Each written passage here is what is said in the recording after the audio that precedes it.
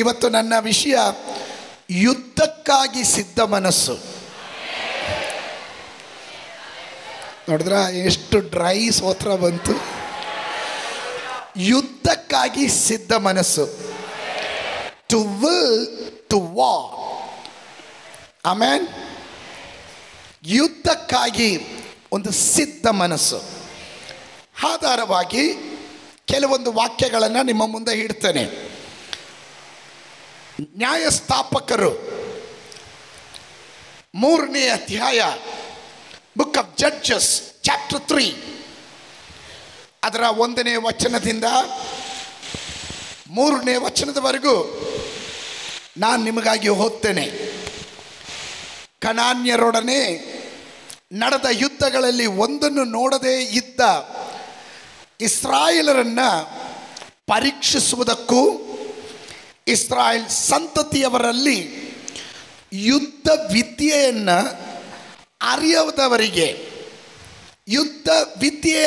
ಅರಿಯದವರಿಗೆ ಅದನ್ನು ಕಳಿಸಿಕೊಡುವುದಕ್ಕೆ ಯೆಹೋವನು ಉಳಿಸಿದ ಜನಾಂಗಗಳವರು. ಯೆಹೋವನು ಉಳಿಸಿದ ಜನಾಂಗಗಳವರು ಯಾರೆಂದರೆ 5 ಮಂದಿ ಫಿಲಿಷ್ಟಿಯ ಪ್ರಭುಗಳು, ಸರ್ವ ಕನಾನ್ಯರು, ಚಿದೋನ್ಯರು, ಲೆಬನೋನ್ ಪರ್ವತಾವಳಿಯಲ್ಲಿ ಬಾಲ್ ಎರ್ಮೋನ್ ಬೆಟ್ಟದಿಂದ ಅಮಾತಿನ ದಾರಿಯವರೆಗೆ ವಾಸವಾಗಿರುವ ಹಿವ್ಯರು ಇವರೇ. 2ನೇ ವಾಕ್ಯ,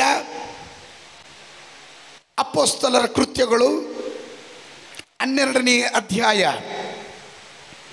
12ನೇ ಅಧ್ಯಾಯ ಅದರ 1ನೇ ವಚನದಿಂದ, ಆ ಸಮಯದಲ್ಲಿ ಅರಸನಾದ ಹೇರೋದನು ಸಭೆಯವರಲ್ಲಿ ಕೆಲವರನ್ನು ಹಿಂಸೆ ಪಡಿಸುವುದಕ್ಕೆ ಕೈ ಹಾಕಿ ಯೋಹಾನನ ಅಣ್ಣನಾದ ಯಾಕೋಬನನ್ನು ಕತ್ತಿಯಿಂದ ಕೊಲ್ಲಿಸಿದನು.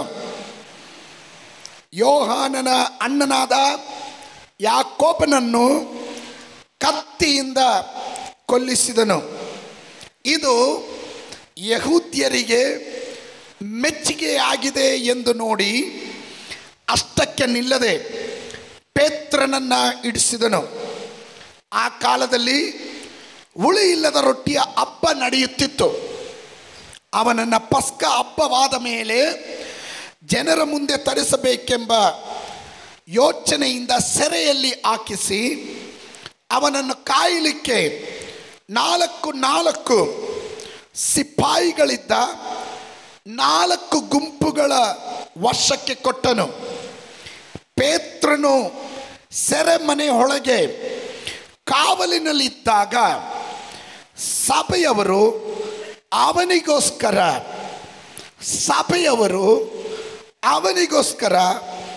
ಆಸಕ್ತಿಯಿಂದ ದೇವರಿಗೆ ಪ್ರಾರ್ಥನೆ ಮಾಡುತ್ತಿದ್ದರು. 5ನೇ ವಾಕ್ಯ ಮತ್ತೊಮ್ಮೆ ಓದ್ತೇನೆ. ಪೇತ್ರನು ಸೆರೆಮನೆಯೊಳಗೆ ಕಾವಲಿನಲ್ಲಿದ್ದಾಗ ಸಭೆಯವರು ಅವನಿಗೋಸ್ಕರ ಆಸಕ್ತಿಯಿಂದ ದೇವರಿಗೆ ಪ್ರಾರ್ಥನೆ ಮಾಡುತ್ತಿದ್ದರು. Praise God. ಓದಿದಂಥ ವಾಕ್ಯದಲ್ಲಿ ಸುಮಾರು ಕಾರ್ಯಗಳು ನಮ್ಮ ಅನುಭವಕ್ಕೆ ಬರುತ್ತೆ. ನಾನು ನೀವು ತಿಳಿದಿದ್ದೀವೋ ತಿಳಿದಿಲ್ಲವೋ, ಗೊತ್ತಿದೆಯೋ ಗೊತ್ತಿಲ್ಲವೋ, ಅರಿತಿದ್ದೀವೋ ಅರಿಯಲಿಲ್ಲವೋ, ಮನಸ್ಸಿದೆಯೋ ಮನಸ್ಸಿಲ್ಲವೋ, ಸಿದ್ಧರಾಗಿದ್ದೀವೋ ಸಿದ್ಧರಾಗಲಿಲ್ಲವೋ, ಇದು ಯಾವುದು ವಿಷಯವಿಲ್ಲ. ನಮ್ಮೆಲ್ಲರಿಗೂ ಒಂದು ಯುದ್ಧ ಇರುವಂಥದ್ದಾಗಿದೆ. ಈ ಯುದ್ಧದಲ್ಲಿ ನೀನು ಸೋತು ಹೋಗದೆ ಇರಬೇಕಾದ್ರೆ ಯುದ್ಧದ ತಂತ್ರಗಳನ್ನು ತಿಳಿದವನಾಗಿರಬೇಕು. ದೇವರ ವಾಕ್ಯದಲ್ಲಿ ನಾವು ಹೀಗೆ ಕಾಣುತ್ತೇವೆ. ದೇವರು ತನ್ನ ಸಭೆಯನ್ನು ಒಂದು ಸೈನ್ಯವಾಗಿ ಎಬ್ಬಿಸ್ತಾ ಇದ್ದಾನೆ. ತಾನು ಸರ್ವ ಆಯುಧಗಳನ್ನು ದೇವ ಮಕ್ಕಳಿಗೆ ಕೊಟ್ಟು ಯುದ್ಧ ಸನ್ನದ್ಧರಾಗಿ ನಿಲ್ಲೋದಕ್ಕೆ ಅವರನ್ನ ಅಭ್ಯಾಸ ಮಾಡ್ತಾ ಇದ್ದಾನೆ. ಸತ್ಯವೇದ ಗ್ರಂಥದಲ್ಲಿ ಕೀರ್ತನೆಗಳ ಪುಸ್ತಕ 18:34 ಹೇಳುತ್ತದೆ, ಅವನು ನನ್ನ ಕೈಗಳಿಗೆ ಯುದ್ಧಾಭ್ಯಾಸವನ್ನ ಬರಮಾಡ್ತಾನೆ. 1 ತಿಮೋಥಿಯನಿಗೆ ಬರೆದ ಪತ್ರಿಕೆ 1ನೇ ಅಧ್ಯಾಯದ 18ನೇ ವಚನದಲ್ಲಿ ಅಪೊಸ್ತಲನಾದ ಪೌಲನು ತನ್ನ ಆತ್ಮಿಕ ಸಂತತಿಯಾದ ತಿಮೋಥಿಯನಿಗೆ ಹೇಳ್ತಾನೆ, ಒಳ್ಳೆಯ ಯುದ್ಧ ಸೇವೆಯನ್ನ ಮಾಡು, ಒಳ್ಳೆಯ ಯುದ್ಧ ಸೇವೆಯನ್ನ ಮಾಡು. 144ನೇ ಕೀರ್ತನೆ 1ನೇ ವಾಕ್ಯ ಹೀಗೆ ಹೇಳ್ತದೆ, ಅವನು ನನ್ನ ಬೆರಳುಗಳನ್ನು ಕಾಳಗಕ್ಕೂ ನನ್ನ ಕೈಗಳನ್ನು ಯುದ್ಧಾಭ್ಯಾಸಕ್ಕಾಗಿ ಸಿದ್ಧಗೊಳಿಸುತ್ತಾ ಇದ್ದಾನೆ. 2 ಕೊರಿಂಥದವರಿಗೆ ಬರೆದ ಪತ್ರಿಕೆ 10ನೇ ಅಧ್ಯಾಯದ 3 ಮತ್ತು 4ನೇ ವಚನವನ್ನು ಓದುವಾಗ, ನಾವು ಇಹಲೋಕದಲ್ಲಿ ಇರುವುದಾದರೂ ಇಹಲೋಕದ ಪ್ರಕಾರ ನಾವು ಯುದ್ಧ ಮಾಡುವವರಲ್ಲ. ನಾವು ಇಹಲೋಕದ ಆಯುಧಗಳನ್ನು ಉಪಯೋಗಿಸುವವರಲ್ಲ. ನಮ್ಮ ಆಯುಧವು ಅದು ಲೌಕಿಕವಾದದ್ದಲ್ಲ, ಅದು ಆತ್ಮಿಕವಾದದ್ದು. ಆತ್ಮಿಕವಾದ ಆಯುಧವು ಕೋಟೆ ಕೊತ್ತಲಗಳನ್ನು ಕೆಡುವಷ್ಟು ಸಾಮರ್ಥ್ಯವುಳ್ಳ ಆಯುಧಗಳಾಗಿರುತ್ತದೆ. ಎಫೆಸದವರಿಗೆ ಬರೆದ ಪತ್ರಿಕೆ 6ನೇ ಅಧ್ಯಾಯದ 10ನೇ ವಚನದಿಂದ ಓದಿದ್ರೆ, ಕಡೆ ಮಾತೇನೆಂದರೆ ಸಹೋದರರೇ, ಕಡೆ ಮಾತೇನೆಂದರೆ ವಿಶ್ವಾಸಿಗಳೇ, ಕಡೆ ಮಾತೇನೆಂದರೆ ಸಭಿಕರೇ, ಕಡೆ ಮಾತೇನೆಂದರೆ ಅಂದರೆ ಅದು ಕಡೆಯದು ಅನ್ನೋದಲ್ಲ. ಇದರಲ್ಲಿ ಎಲ್ಲ ವಿಷಯಗಳನ್ನು ತಿಳಿದಿರುವ ನೀವುಗಳು ಕುಟುಂಬ ನಡೆಸೋದು ಹೇಗೆ, ಮಕ್ಕಳನ್ನು ಬೆಳೆಸೋದು ಹೇಗೆ, ಗಂಡ ಹೆಂಡತಿಯ ಜವಾಬ್ದಾರಿ ಹೇಗೆ, ಸೇವಕರ ಸಭಾ ಸೇವಕರು ಹೇಗೆ ನಡ್ಕೊಬೇಕು, ಇದರ ಕುರಿತು ಹೆಚ್ಚಿನ ಮಾಹಿತಿಯನ್ನು ಕೊಟ್ಟ ಪೌಲನು ಹೇಳ್ತಾ ಇದ್ದಾನೆ. ಕಡೆ ಮಾತೇನೆಂದರೆ ಅಂದರೆ ಇದೆಲ್ಲದರ ಜೊತೆಯಾಗಿ ನೀವು ಕರ್ತನಲ್ಲೂ ಆತನ ಅತ್ಯಧಿಕವಾದ ಬಲದಲ್ಲೂ ಆಶ್ರಯಗೊಂಡವರಾಗಿ ನಿಮ್ಮನ್ನೇ ಶಕ್ತಿಯುಳ್ಳವರಾಗಿರಬೇಕು. ಕಾರಣವೇನೆಂದರೆ ಒಂದು ಅಂತ್ಯಕಾಲ ಬರ್ತಾ ಇದೆ. ಆ ಅಂತ್ಯಕಾಲ ಕಠಿಣವಾದ ಕಾಲ, ಅದು ಕಠಿಣವಾಗಿರುತ್ತದೆ, ಉಪದ್ರವಗಳಿಂದ ತುಂಬಿರುತ್ತದೆ. ಒಂದು ಕಾಲ ಬರುತ್ತದೆ ಎಂದು ದೇವರ ವಾಕ್ಯ ಆಮೋಸನ ಪ್ರವದನೆ ಗ್ರಂಥದಲ್ಲಿ ವ್ಯಕ್ತವಾಗಿ ಬರೆಯಲ್ಪಟ್ಟಿದೆ.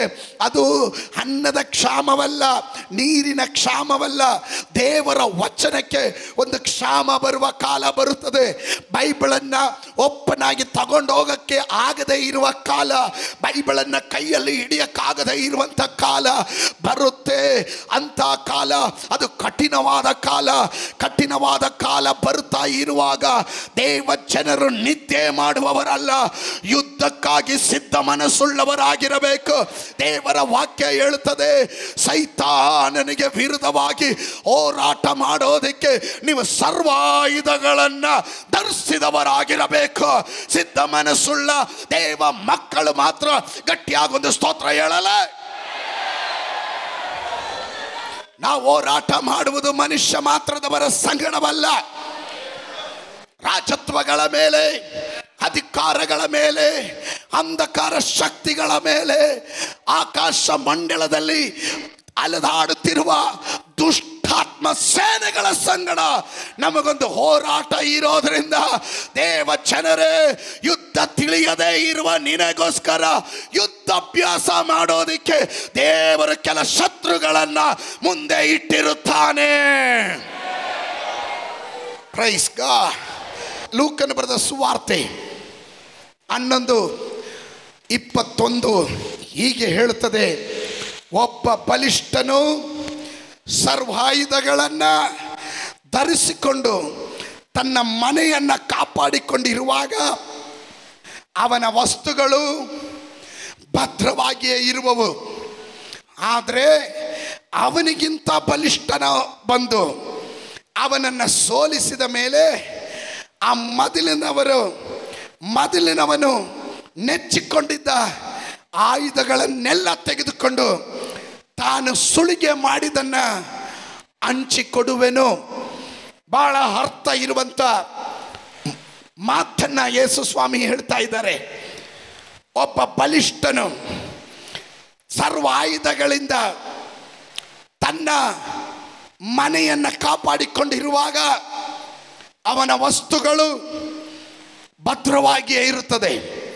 ಅವನಿಗಿಂತ ಬಲಿಷ್ಠನೊಬ್ಬನು ಬಂದು ಅವನ ಆಯುಧಗಳನ್ನೆಲ್ಲ, ಅವನು ನೆಚ್ಚಿಕೊಂಡಿದ್ದ ಆಯುಧಗಳನ್ನೆಲ್ಲ ತೆಗೆದುಕೊಂಡು ಸ್ವಾಧೀನ ಮಾಡಿಕೊಂಡು ಸುಲಿಗೆ ಮಾಡಿ ಆ ನಂತರ ಹಂಚಿಕೊಡುವೆನು. ಅಂದರೆ ಸೈತಾನನ ಕೈಯಲ್ಲಿ, ಅವನ ಕಪಿ ಮುಷ್ಟಿಯಲ್ಲಿ ಸಿಕ್ಕಾಕೊಂಡಿದ್ದಂಥ ದೇವ ಜನರನ್ನ ಬಿಡಿಸುವುದಕ್ಕೆ ಯುದ್ಧ ವೀರನಾದ ಯೇಸು ಇಳಿದು ಬಂದು ಯುದ್ಧ ಮಾಡಿ ಅದನ್ನು ಕಿತ್ತುಕೊಂಡು ಅವನಿಗಿಂತ ಬಲಿಷ್ಠನು ಎಂಬ ಹೆಸರನ್ನು ಪಡೆದು ಸುಲಿಗೆ ಮಾಡಿ ಅದನ್ನು ಇವತ್ತು ನನಗೂ ನಿನಗೂ ಹಂಚಿಕೊಟ್ಟಿದ್ದಾನೆ.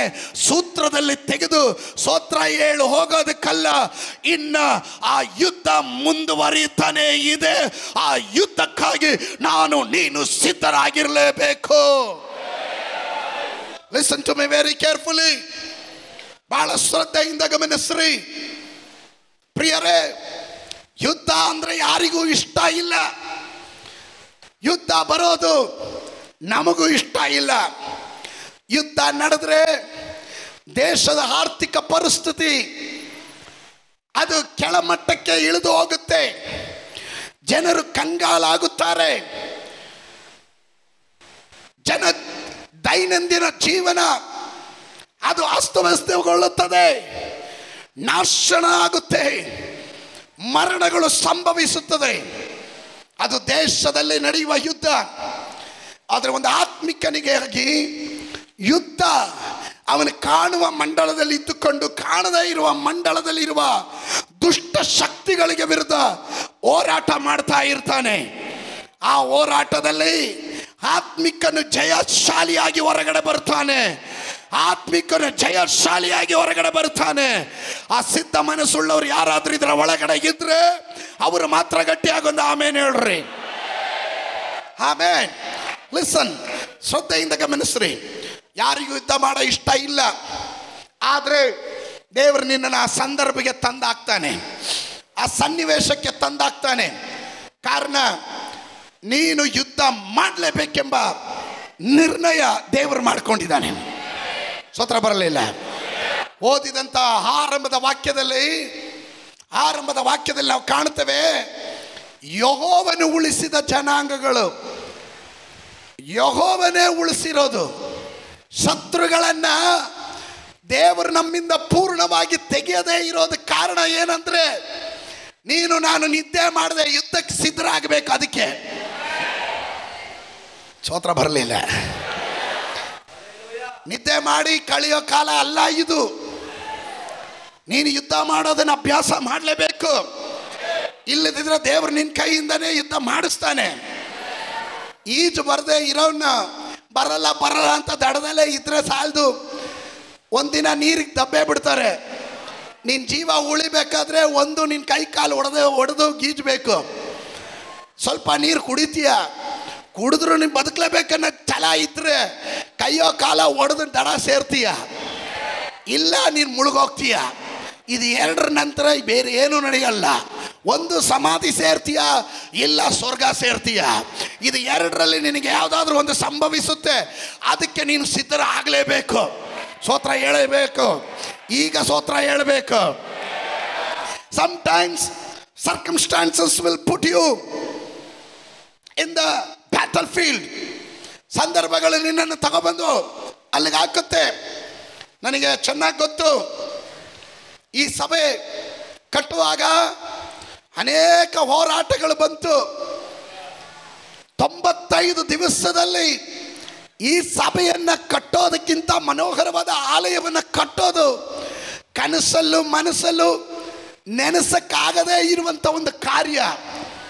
ಆದರೆ ದೇವರು ನಮ್ಮನ್ನು ಆ ಸಂದರ್ಭ, ಆ ಸನ್ನಿವೇಶ, ಆ ಒತ್ತಡ ಇದೆಲ್ಲ ತಗೊಂಬಂದು ಹಾಕಿದಾಗ ನಾವು ಅರಿಯದಂತೆ ನಾವು ಅದರಲ್ಲಿ ಒಳಪಟ್ವಿ. ಅದಕ್ಕಾಗಿ ದೃಢವಾಗಿ ನಿಂತೀವಿ. ಕಷ್ಟ ಬಿದ್ದು ಯುದ್ಧ ಮಾಡಿ ಗೆದ್ದು ನಾವು ಈ ಆಲಯವನ್ನು ಕಟ್ಟುದವರಾಗಿದ್ದೇವೆ. ಪ್ರೀತಿಯ ದೇವಜನರೇ, ನಮ್ಮನ್ನು ಆ ಸನ್ನಿವೇಶಕ್ಕೆ ತಗೊಂಡೋಗಿ ಹಾಕಿದ್ದು, ಆ ಸಂದರ್ಭಕ್ಕೆ ತೆಗೆದುಕೊಂಡೋಗಿ ಹಾಕಿದ್ದು, ಆ ಒತ್ತಡ ನಮ್ಮ ಮೇಲೆ ಏರಿದು ಏತಕ್ಕೆ ಗೊತ್ತಾ? ಇಲ್ಲದಿದ್ದರೆ ನಾವು ಸೂತ್ರದಲ್ಲಿ ಸ್ತೋತ್ರ ಹೇಳ್ಕೊಂಡು ಹೆಂಗಾದ್ರೂ ಹೋಗ್ಬಿಡ್ತಿದ್ವಿ. ಜನಾಂಗಗಳನ್ನು ಎಪ್ಪಿಸಿದ್ದು ದೇವರೇ, ಕಷ್ಟಗಳನ್ನು ತಂದಿದ್ದು ದೇವರೇ, ಪ್ರಯಾಸಗಳನ್ನು ಮುಂದೆ ಇಟ್ಟಿದ್ದು, ಹೋರಾಟಗಳನ್ನು ತಂದಿಟ್ಟಿದ್ದು ದೇವರೇ. ಕಾರಣವೇನು? ಇಂಥ ಒಂದು ಮನೋಹರವಾದ ಆಲಯ, ಇಷ್ಟು ಜನ ಒಟ್ಟಿಗೆ ದೇವರನ್ನು ಆತ್ಮದಲ್ಲೂ ಸತ್ಯದಲ್ಲೂ ಆರಾಧನೆ ಮಾಡೋದಕ್ಕೆ ಇದು ದೈವ ನಿಶ್ಚಯವಾಗಿತ್ತು. ಯಾರು ಇಷ್ಟಪಟ್ಟಿದ್ದಲ್ಲ, ಯಾರು ಇಷ್ಟಪಟ್ಟಿದ್ದಲ್ಲ. ಆಮೇಲೆ ದೇವರು ಸೇವಕರನ್ನ ಹೊರಗಡೆ ತರೋದು ಹಾಗೆ, ಅಭಿಷಕ್ತರನ್ನ ಹೊರಗಡೆ ತರೋದು ಹಾಗೆ, ಪ್ರಾರ್ಥನಾ ವೀರರನ್ನು ಹೊರಗಡೆ ತರೋದು ಹಾಗೆ. ಆಮೇಲೆ ಸತ್ಯವೇದ ಗ್ರಂಥದಲ್ಲಿ ಗಿದಿಯೋನನೆಂಬ ಒಬ್ಬ ಮಹಾಪುರುಷನನ್ನು ನಾವು ಕಾಣ್ತೇವೆ.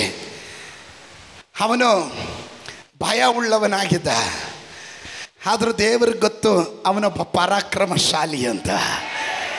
ಅವನು ಭಯ ಉಳ್ಳವನು, ಮಿದ್ಯಾನರಿಗೆ ಎದುರ್ಕೊಂಡಿದ್ದವನು, ಆದರೆ ದೇವ್ರಿಗೆ ಗೊತ್ತು ಇವನ ಒಳಗಡೆ ಒಂದು ಪರಾಕ್ರಮಶಾಲಿ ಅಡಕವಾಗಿದ್ದಾನೆ. ಇವನು ಹೊರಗಡೆ ಬರಬೇಕಾದ್ರೆ ಇವನ ಮುಂದೆ ಒಂದು ಮಿದ್ಯಾನ ಸೈನ್ಯವನ್ನು ಇಳಿಸ್ಬೇಕು. ಆವಾಗ ಮಾತ್ರನೇ ಇವನು ಹೊರಗಡೆ ಬರೋದು. ಇದರ ಒಳಗಡೆ ನಿನ್ನೆ ರಾತ್ರಿ ಪರಿಶುದ್ಧಾತ್ಮನು ಹೀಗೆ ಹೇಳಿದನು, ಕೆಲವರು ಸುಖವಾಗಿ ಅಭಿಷೇಕ ಹೊಂದಿದವರು ಆತ್ಮ ಭಾರ ಇಲ್ಲದೆ ನಿದ್ದೆ ಮಾಡ್ತಾ ಇರುವ ಈ ಕಾಲದಲ್ಲಿ ನೀವು ಅರಿಯೋದೇ ಇರುವ ಶತ್ರುಗಳ ಒತ್ತಡ ನಿಮ್ಮ ಮೇಲೆ ಬರಲುವಂಥ ದಿವಸಗಳು ಮುಂದೆ ಇದೆ. ಗಮನ ಇಟ್ಕೊಳ್ರಿ, ಬರೆದಿಟ್ಕೊಳ್ರಿ. ಕಾರಣ ಏನು ಗೊತ್ತಾ? ನಿಮ್ಮನ್ನು ಹಾಳು ಮಾಡೋದಕ್ಕಲ್ಲ, ನಿಮ್ಮ ಒಳಗಡೆ ಇರುವ ಅಭಿಷೇಕವನ್ನು ಹೊರಗಡೆ ತರೋದಕ್ಕೆ, ನಿಮ್ಮ ಒಳಗಡೆ ಇರುವ ಸೇವೆಯನ್ನು ಹೊರಗಡೆ ತರೋದಕ್ಕೆ, ನಿಮ್ಮ ಕರೆಯನ್ನು ಹೊರಗಡೆ ತರೋದಕ್ಕೆ.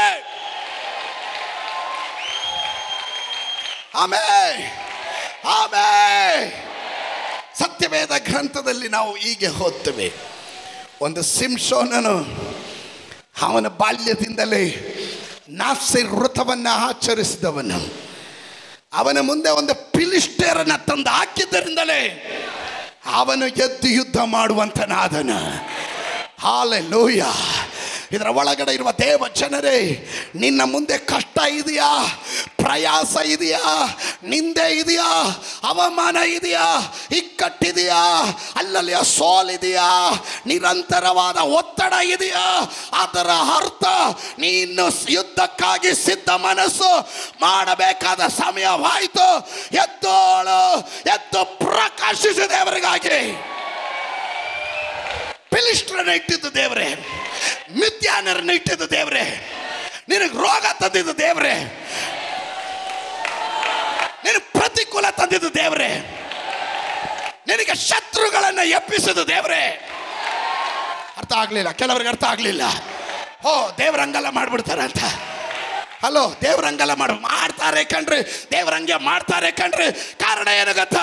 ನಿನ್ನನ್ನು ಬೆಳೆಸೋದಕ್ಕೆ, ನಿನ್ನನ್ನು ಹೊರಗಡೆ ತರೋದಕ್ಕೆ. ಇವತ್ತು ಯೇಸುವಿನ ನಾಮದಲ್ಲಿ ಅದನ್ನು ಅರ್ಥ ಮಾಡ್ಕೊಂಡವರು ಯಾರಾದ್ರೂ ಕೂಗಿ ಹೇಳ್ರಿ, ನಾನು ಹೊರಗಡೆ ಬರೋ ಸಮಯವಾಯಿತು, ನಾನು ಹೊರಗಡೆ ಬರೋ ಸಮಯವಾಯಿತು. Get ready church, get ready. ಅಭಿಷೇಕ ಉಳ್ಳವರು ಎಲ್ಲೋ ಮರೆಯಾಗಿದ್ದಾರೆ, ಪರಾಕ್ರಮಶಾಲಿಗಳು ಎಲ್ಲೋ ಮರೆಯಾಗಿದ್ದಾರೆ, ತಾಲಂತುಳ್ಳವರು ಎಲ್ಲೋ ಮರೆಯಾಗಿದ್ದಾರೆ. ಹಲ್ಲೆಲೂಯಾ. ದೇವರ ರಾಜ್ಯಕ್ಕೆ ಪ್ರಯೋಜನಕ್ಕೆ ಬರಬೇಕಾದಂತ, ದೇವರ ರಾಜ್ಯಕ್ಕಾಗಿ ದುಡಿಯಬೇಕಾದವರು ಅನೇಕರು ಇವತ್ತು ಎಲ್ಲ ಮರೆಯಾಗಿದ್ದಾರೆ. ನೀನು ಮರೆಯಾಗಿರೋದಕ್ಕೆ ನನ್ನ ದೇವರು ಬಿಡೋದಿಲ್ಲ. ನಿನ್ನ ಮುಂದೆ ಶತ್ರುಗಳನ್ನು ದೇವರೇ ಉಳಿಸ್ತಾನೆ, ಎಬ್ಬಿಸ್ತಾನೆ. ಆಟೋಮೆಟಿಕ್ ಆಗಿ ನೀನು ಯುದ್ಧ ಮಾಡ್ತೀಯ.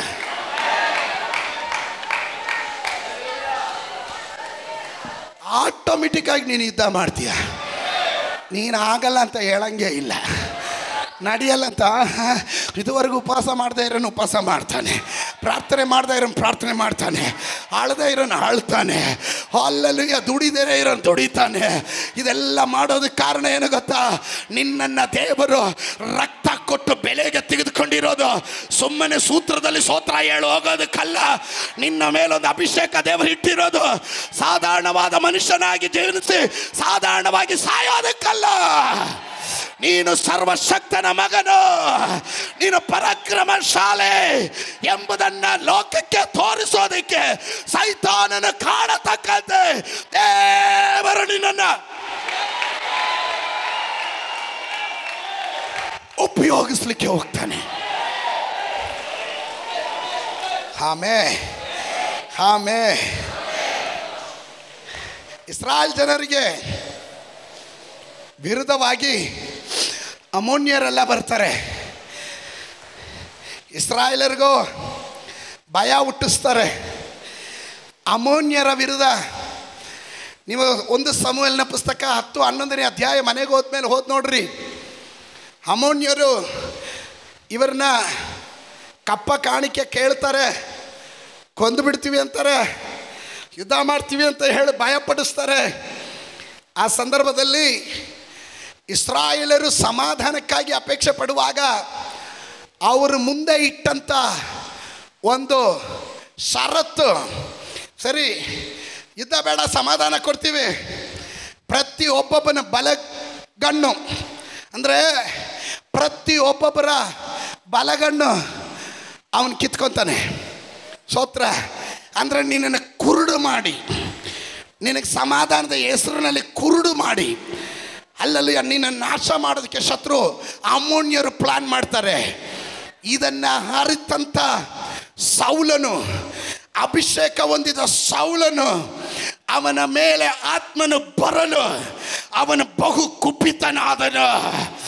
ಅವನು ಹೇಳ್ದ, ಕಣ್ಣಲ್ಲ, ನಾನು ನಿನಗೆ ವಿರುದ್ಧವಾಗಿ ಯುದ್ಧಕ್ಕೆ ಬರ್ತೇನೆ.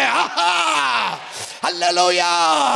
ಶತ್ರುವಿನ ಸಂಗಡ ಸಮಾಧಾನದ ಒಪ್ಪಂದ ಅಲ್ಲ, ಶತ್ರುವಿಗೆ ವಿರುದ್ಧವಾಗಿ ಹೋರಾಟ.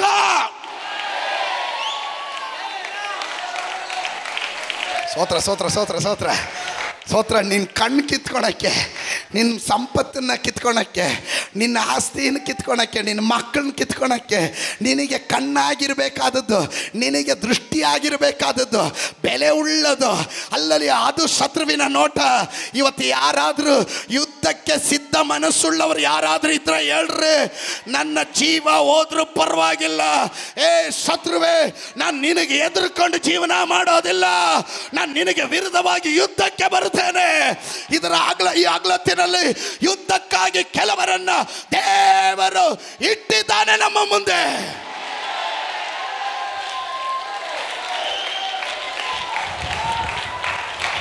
ನನಗೆ ಬಹಳ ಇಷ್ಟ ಇರೋದು ಒಂದು ವಾಕ್ಯ ಅಂದರೆ, ದೇವರು ವೈರಿಗಳ ಮುಂದೆ ಔತಣವನ್ನು ಸಿದ್ಧ ಮಾಡ್ತಾ ಇದ್ದಾನೆ. ವೈರಿಗಳ ಮುಂದೆ ಹೋರಾಟ ಇದೆಯಾ, ಪ್ರತಿಕೂಲ ಇದೆಯಾ, ಇಕ್ಕಟ್ಟಿದೆಯಾ, ಒತ್ತಡ ಇದೆಯಾ, ಅಭಿಷಕ್ತರೇ ನೀವು ಹೊರಗಡೆ ಬರೋ ಸಮಯವಾಯ್ತು. God is bringing you out. You are a mighty warrior.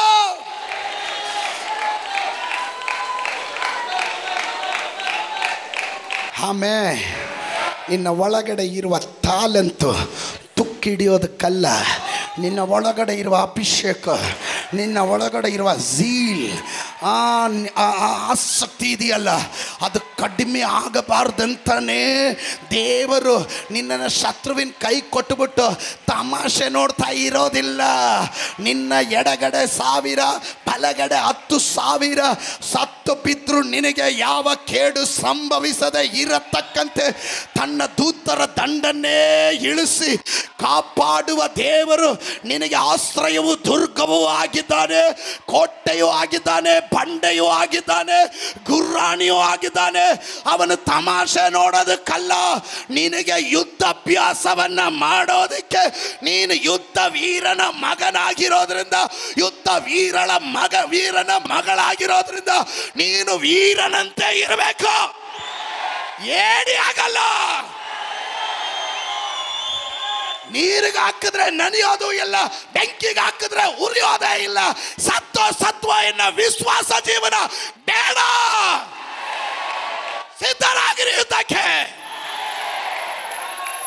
ಕುಮಾನ ಶಂದರಬ ಶಕನಮ. ನಾವು ಹೋರಾಟ ಮಾಡ್ತಾ ಇರೋದು ಮನುಷ್ಯ ಮಾತ್ರದವ್ರ ಸಂಗಡ ಅಲ್ಲ. No, we are not fighting against the blood and flesh and blood. ಮನುಷ್ಯ ಮಾತ್ರದವರ ಸಂಗಡ ಅಲ್ಲ. We have a common enemy. ನಮಗೊಂದು ಶತ್ರು ಇದ್ದಾನೆ. ಅವನ ಹೆಸರು ಸೈತಾನನು. ಯೇಸು ಸ್ವಾಮಿ ಹೇಳಿದನು, ಸೈತಾನನ ಕೆಲಸಗಳನ್ನು ಲಯ ಮಾಡುವುದಕ್ಕೆ ಮನುಷ್ಯ ಕುಮಾರನು ಪ್ರತ್ಯಕ್ಷನಾದನು. ಮನುಷ್ಯ ಕುಮಾರನ ಉದ್ದೇಶ ಸೈತಾನನ ಕೆಲಸಗಳನ್ನು ಲಯ ಮಾಡೋದಕ್ಕೆ. ಅವನ ಮಕ್ಕಳು ಒಂದೆಜ್ಜೆ ಹಿಂದೆ ಅಲ್ಲ, ಒಂದೆಜ್ಜೆ ಮುಂದೆನೇ ಇರಬೇಕು. ಅಂಥವ್ರು ಯಾರಾದರೂ ಇದ್ರೆ ಒಳಗಡೆ ಇದ್ದರೆ ಗಟ್ಟಿಯಾಗಿ ಹೇಳ್ರಿ, ನಾನು ರೆಡಿ ಇದ್ದೇನೆ. ಎಡಗೈಯಲ್ಲೂ ಬಲಗೈಯಲ್ಲೂ ಯುದ್ಧ ಮಾಡೋದಕ್ಕೆ ನಾನು ರೆಡಿ ಇದ್ದೇನೆ. ಹಗಲೊತ್ತಿನಲ್ಲಿ ರಾತ್ರಿ ಹೊತ್ತಿನಲ್ಲಿ ಆಗಲೇ ಹಲ್ಲೆಲೂಯ, ನಾನು ಮೌನವಾಗಿ ಇರೋದಿಲ್ಲ. ಎಲ್ಲ ಕಡೆಗಳಲ್ಲೂ ರಿಮನಮ ಶಕಲಬ ಶಂದರಬ ರೆಬೆಕೆ ತೊಕೊಲಬು, ನಾನು ಆತ್ಮದಲ್ಲಿ ಯುದ್ಧ ಮಾಡ್ತಾ ಇರುತ್ತೇನೆ. ಅಂಥವರು ಯಾರಾದರೂ ಇದ್ರೆ ಒಳಗಡೆ ಇದ್ದಾರೆ. Somebody lift up your voice. Menama shakalaba shandaraba.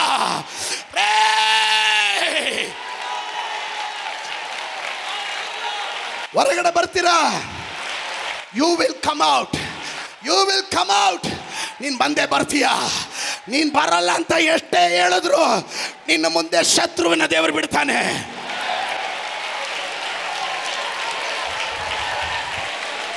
Automatic ಆಗಿ ಬರ್ತೀಯ.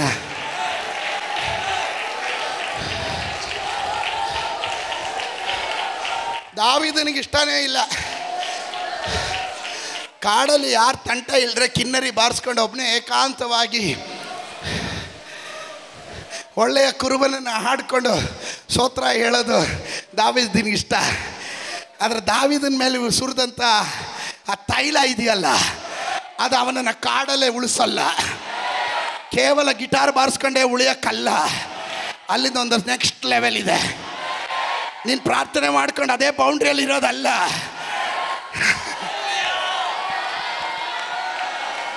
ಒಂದನೇ ತಾರೀಕು ಬಂದವ್ರಿಗೆ ಗೊತ್ತು ಸಂದೇಶ. ಆಮೇಲೆ ನಡೆಯೋ ಲೆವೆಲಿಂದ ಓಡೋ ಲೆವೆಲಿಂದ ಆರೋ ಲೆವೆಲು. ಇದರ ಒಳಗಡೆ ಇರುವ ದೇವ ಮಕ್ಕಳು, ಪ್ರವಚನ ಶಬ್ದಕ್ಕೆ ವಿಧಿಯರಾಗುವ ದೇವ ಜನರು, ಪಕ್ಕದಲ್ಲಿ ಇರೋರಿಗೆ ಯಾರಿಗಾದ್ರೂ ಐಫೈ ಹೇಳ್ರಿ, ನನ್ನ ಕುರಿತು ಪಾಸ್ಟರ್ ಮಾತಾಡ್ತಾ ಇರೋದು.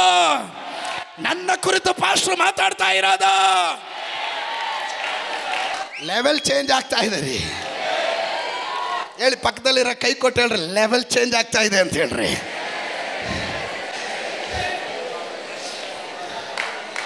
ಯೆಹೋವನು ಒಳ್ಳೆಯವನು, ಅವನ ಕೃಪೆಯು ಶಾಶ್ವತವಾದುದು ಎಂದು ಕಾಡಲ್ಲಿ ಹಾಡು ಹೇಳ್ಕೊಂಡೇ ಇರೋದಕ್ಕಲ್ಲ ನಿನ್ನನ್ನು ತಂದಿದ್ದು. ಹಲ್ಲೆಲೂಯ. ಒಬ್ಬ ಗೋಲಿಯಾತನನ್ನು ಮುಂದೆ ನಿಲ್ಲಿಸಿ ಅವನು ಚಾಲೆಂಜ್ ಹಾಕುವಾಗ ಅಭಿಷೇಕ ನಷ್ಟವಾಗಿ ಇಲ್ಲಿ ಕೆಲವರು ಕುಳಿತಿದ್ದಾರೆ. ಅಭಿಷೇಕ ನಷ್ಟವಾದವರು ಇಲ್ಲಿ ಕುಳಿತಿದ್ದಾರೆ. ಅವರು ಮೊಣಕಾಲು ನಡುಗುತ್ತಾ ಭಯದಲ್ಲಿ ಕುಳಿತಿರುವಾಗ ಅಭಿಷೇಕ ತೈಲ, ದ ಫ್ರೆಶ್ ಅನಾಯಿಂಟಿಂಗ್, ಈಗ ತಾನೇ ಸಮುವೇಲನು ತಂದು ಸುರಿದಂಥ ಆ ಫ್ರೆಶ್ ಅನಾಯಿಂಟಿಂಗ್ ಇರುವ ಯಂಗ್ಸ್ಟರ್, ಆಹಾ, ತಾಜಾ ಅಭಿಷೇಕ ಹೊಂದಿದ ದಾವೀದನು ಹೇಳ್ದ, ಮುಂಚೆ ತೈಲ ಬೀಳಕ್ ಮುಂಚೆ ಯಾರು ಬೊಗಳಿದ್ರು ಮೌನವಾಗಿರ್ತಿದ್ದೆ. ಈ ತೈಲ ಮೇಲೆ ಬಿದ್ದಿರುವಾಗ, ಈ ಅಭಿಷೇಕ ತೈಲ ನನ್ನ ಮೇಲೆ ಇರುವಾಗ ಶತ್ರು ನಿಂದಿಸೋದಿಕ್ಕೆ ನಾನು ಒಪ್ಪೋದಿಲ್ಲ.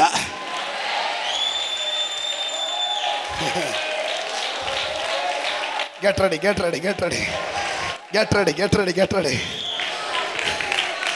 ಮುಂಚೆ ಯಾರಾದರೂ ನಿಂದಿಸಿದ್ರೆ ನಮಗೇನಂತೆ, ಹೆಂಗಾದರೂ ಹೋಗಲಿ ಬಿಡು. ಆದರೆ ದೇವರ ರಾಜ್ಯದ ವೈರಾಗ್ಯ, ಪರಿಶುದ್ಧಾತ್ಮನ ಅಭಿಷೇಕ ಇದು ಒಳಗಡೆ ಬಂದಿದೆ. ಹಲ್ಲೆಲೂಯ. ಯಾರವನು ದೇವರ ಮಕ್ಕಳನ್ನು ನಿಂದಿಸುವ, ಅಭಿಷಕ್ತರನ್ನು ನಿಂದಿಸುವ, ಹಲ್ಲೆಲೂಯ, ದುಷ್ಟನು ಯಾರವನು ನೀನ್ ಯಾರು? ಮಸಲ್ ಪವರ್ ಇಲ್ಲ, ಹೈಟ್ ಇಲ್ಲ, ವೆಯ್ಟ್ ಇಲ್ಲ, ನೀನ್ ಯಾರಯ್ಯ? ಇದೆಲ್ಲ ನೋಡಿ ನಾನು ಮಾತಾಡ್ತಾ ಇರೋದು. ನನ್ನ ತಲೆ ಮೇಲೆ ಒಂದು ತೈಲ ಇರೋದ್ರಿಂದ ಹಾಲೆಲೂಯ. ಗೋಲಿಯಾತನು ಎಷ್ಟೇ ದೊಡ್ಡವನಾಗಿರಲಿ, ಶತ್ರು ಎಷ್ಟೇ ದೊಡ್ಡವನಾಗಿರಲಿ, ಅವನ ಗಾತ್ರ ಎಷ್ಟೇ ದೊಡ್ಡದಾಗಿರಲಿ, ಅವನ ಸೈನ್ಯ ಎಷ್ಟೇ ದೊಡ್ಡದಾಗಿರಲಿ, ಅವನು ಎಷ್ಟೇ ಯುದ್ಧಾಭ್ಯಾಸ ಉಳ್ಳವನಾಗಿರಲಿ, ಆದರೆ ಅಭಿಷಕ್ತರು ಅಭಿಷಕ್ತರೇ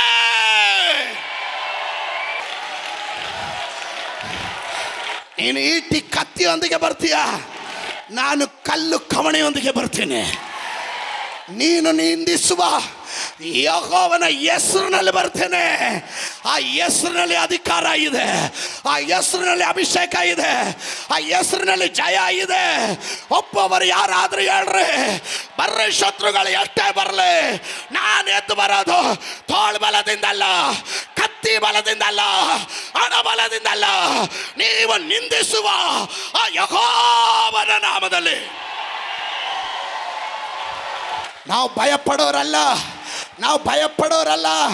ಯಾಕೋಬೇ, ಇಸ್ರಾಯೇಲೇ, ಭಯಪಡಬೇಡ, ಭಯಪಡಬೇಡ. ಚಿಕ್ಕ ಹಿಂಡೆ, ಭಯಪಡಬೇಡ ಎಂದು ಹೇಳಿದ ಯಜಮಾನನು. Come on church, somebody lift up your voice, worship the Lord.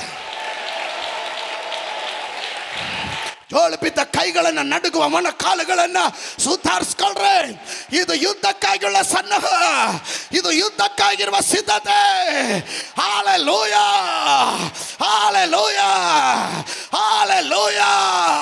ಅಕ್ಷ ಕೇಳಿದ ಹಾಗೆ ನನಗೆ ಕೊಡೋದಾದ್ರೆ ಬೆಟ್ಟಗಳನ್ನೇ ಕೊಡು, ಬೆಟ್ಟಗಳನ್ನೇ ಕೊಡು, ಜನಾಂಗಗಳನ್ನ ಕೊಡು, ಪಟ್ಟಣಗಳನ್ನ ಕೊಡು, ರಾಜ್ಯಗಳನ್ನ ಕೊಡು. Come on church. ಸಾವಿಗೆ ಹೆದರುವವರಲ್ಲ ನಾವು, ಸಾವನ್ನ ಎದುರು ನೋಡ್ಕೊಂಡು ಅದರ ಅಭಿಮುಖವಾಗಿ ನಿಂತ್ಕೊಳ್ಳುವವರು ನಾವು. ಸಾವಿಗೆ ಎದುರಿ ಓಡುವವರಲ್ಲ. ಸೈತಾನ ಕೇಳ ಹಾಗೆ ಒಂದು ಇಬ್ಬರಿಗಾದ್ರೂ ಕೈ ಕೊಟ್ಟು ಹೇಳ್ರಿ, ಸಾವಿಗೆ ಎದುರುವವರಲ್ಲ ನಾವು. ಹಾಲೆಲೂಯ, ಸಾವಿಗೆ ಎದುರುವವರಲ್ಲ ನಾವು. ಸಂಬಡೆ ಸಂಬಡೆ, ಆಹಾ.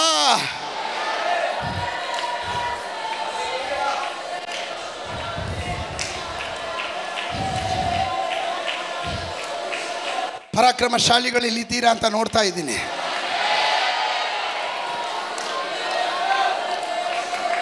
ಸೈತಾನನಿಗೆ ಭಯ ಇದೆ, ಸೈತಾನನಿಗೆ ಭಯ ಇದೆ. ನೀನು ಅವನಿಗೊಂದು ಥ್ರೆಟ್ಟು, ನೀನು ಅವನಿಗೊಂದು ಥ್ರೆಟ್ಟು, ನೀನು ಅವನಿಗೊಂದು ಭಯ. ನೀನು ಹೇಳೋ ಸ್ತೋತ್ರ ಇದೆಯಲ್ಲ, ಅವನಿಗೊಂದು ಭಯ. ನೀನು ಮಾಡುವ ಆರಾಧನೆ ಇದೆಯಲ್ಲ, ಅದು ಅವನಿಗೊಂದು ಭಯ. ನೀನು ಹೇಳುವ ವಾಕ್ಯ ಇದೆಯಲ್ಲ, ಅದು ಅವನಿಗೊಂದು ಭಯ. ಆ ಭಯದಿಂದ ನಿನ್ನನ್ನು ಎದುರಿಸ್ತಾ ಇದ್ದಾನೆ. ಹೇಳ್ರಿ, ನಿನ್ನ ಬೇಳೆ ಇಲ್ಲಿ ಬೇಯೋದಿಲ್ಲ, ನಿನ್ನ ಬೇಳೆ ಇಲ್ಲಿ ಬೇಯೋದಿಲ್ಲ, ಇಲ್ಲಿ ನಿನ್ನ ಬೇಳೆ ಬೇಯೋದಿಲ್ಲ. ಯಾರಾದರೂ ಮಾತನಾಡ್ರಿ, ಯಾರಾದರೂ ಮಾತನಾಡ್ರಿ.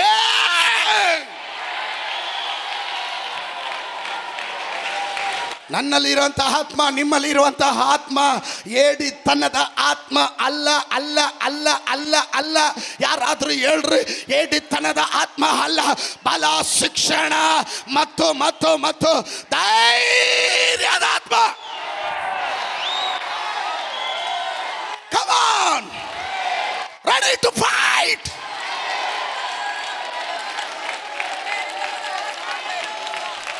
ಕೊಂದು ಬಿಡ್ತೀನಿ, ಕೊಂದು ಬಿಡ್ತೀನಿ, ಕೊಂದು ಬಿಡ್ತೀನಿ.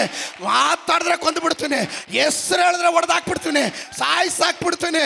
ಸಾಯೋದಕ್ಕೆ ಸಿದ್ಧನಾಗಿರುವವನಿಗೆ ಸಾವಿನ ಭಯ ಇಲ್ಲ, ಸಾವಿನ ಭಯ ಇಲ್ಲ.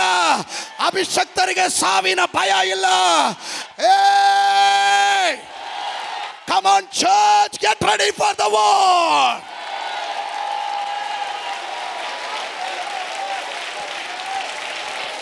Get ready, get ready, get ready, get ready, get ready, get ready.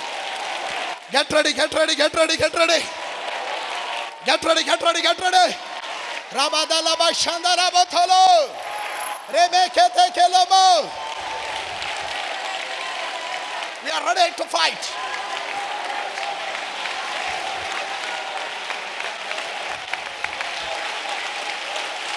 We are ready to fight. We are ready to fight. We are ready to fight. The church is ready to fight. The church is ready to fight. ಸಭೆ ಸಿದ್ಧವಾಗಿದೆ. Come on. Worship. Oh, Shabaraba.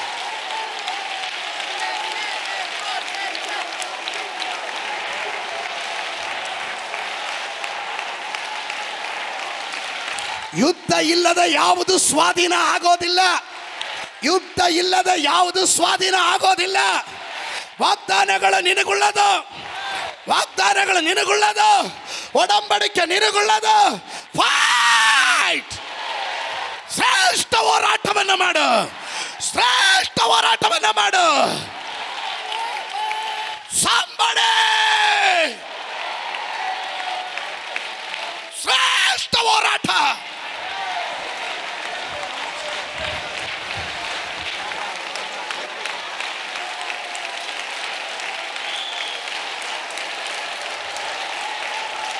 ಯುದ್ಧ ಮಾಡದೆ ಒಂದು ಸ್ವಾಧೀನ ಆಗಲ್ಲ. ಯುದ್ಧ ಮಾಡದೆ ಒಂದು ಸ್ವಾಧೀನ ಆಗಲ್ಲ. ಯುದ್ಧ ಮಾಡದೆ ಒಂದು ನಿನಗೆ ಲಭಿಸಲ್ಲ. Take the territory. Take the territory. Take the territory. ಕರ್ನಾಟಕದ ಪ್ರಾಂತ್ಯವನ್ನ ಕೈಗೆ ಹಿಡಿಯಿರಿ. Take the territory. ಕರ್ನಾಟಕದಲ್ಲಿ ವ್ಯಾಪರಿಸುವ ಅಂಧಕಾರ ಶಕ್ತಿಗಳು, ಮಾಟ ಮಂತ್ರದ ಶಕ್ತಿಗಳು, ಅನ್ಯ ಪೂಜಾ ಶಕ್ತಿಗಳು, ದುಷ್ಟಾತ್ಮ ಸೇನೆಗಳು, ದುರಾತ್ಮನ ಕ್ರಿಯೆಗಳು ಲಯ ಆಗಬೇಕಾದ್ರೆ ಇದರ ಒಳಗಡೆ ಇರುವ ಅಭಿಷಕ್ತರು ಯುದ್ಧಕ್ಕಾಗಿ ಸನ್ನದ್ಧರಾಗಲೇ.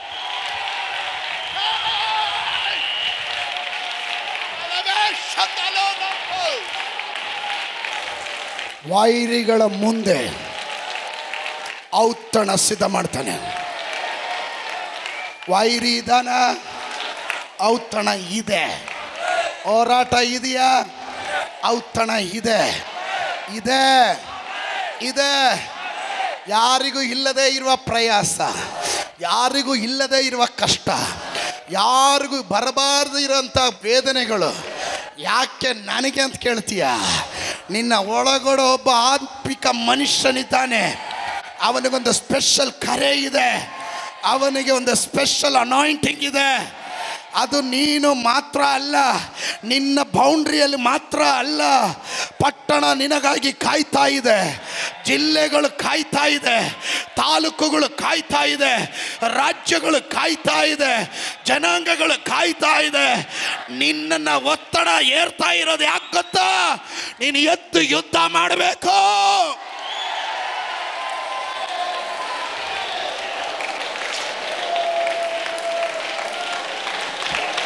ಕರಗಳನ್ನು ತಟ್ಟಿ ದೇವರಿಗೆ ಮಹಿಮೆ ಕೊಡ್ರಿ.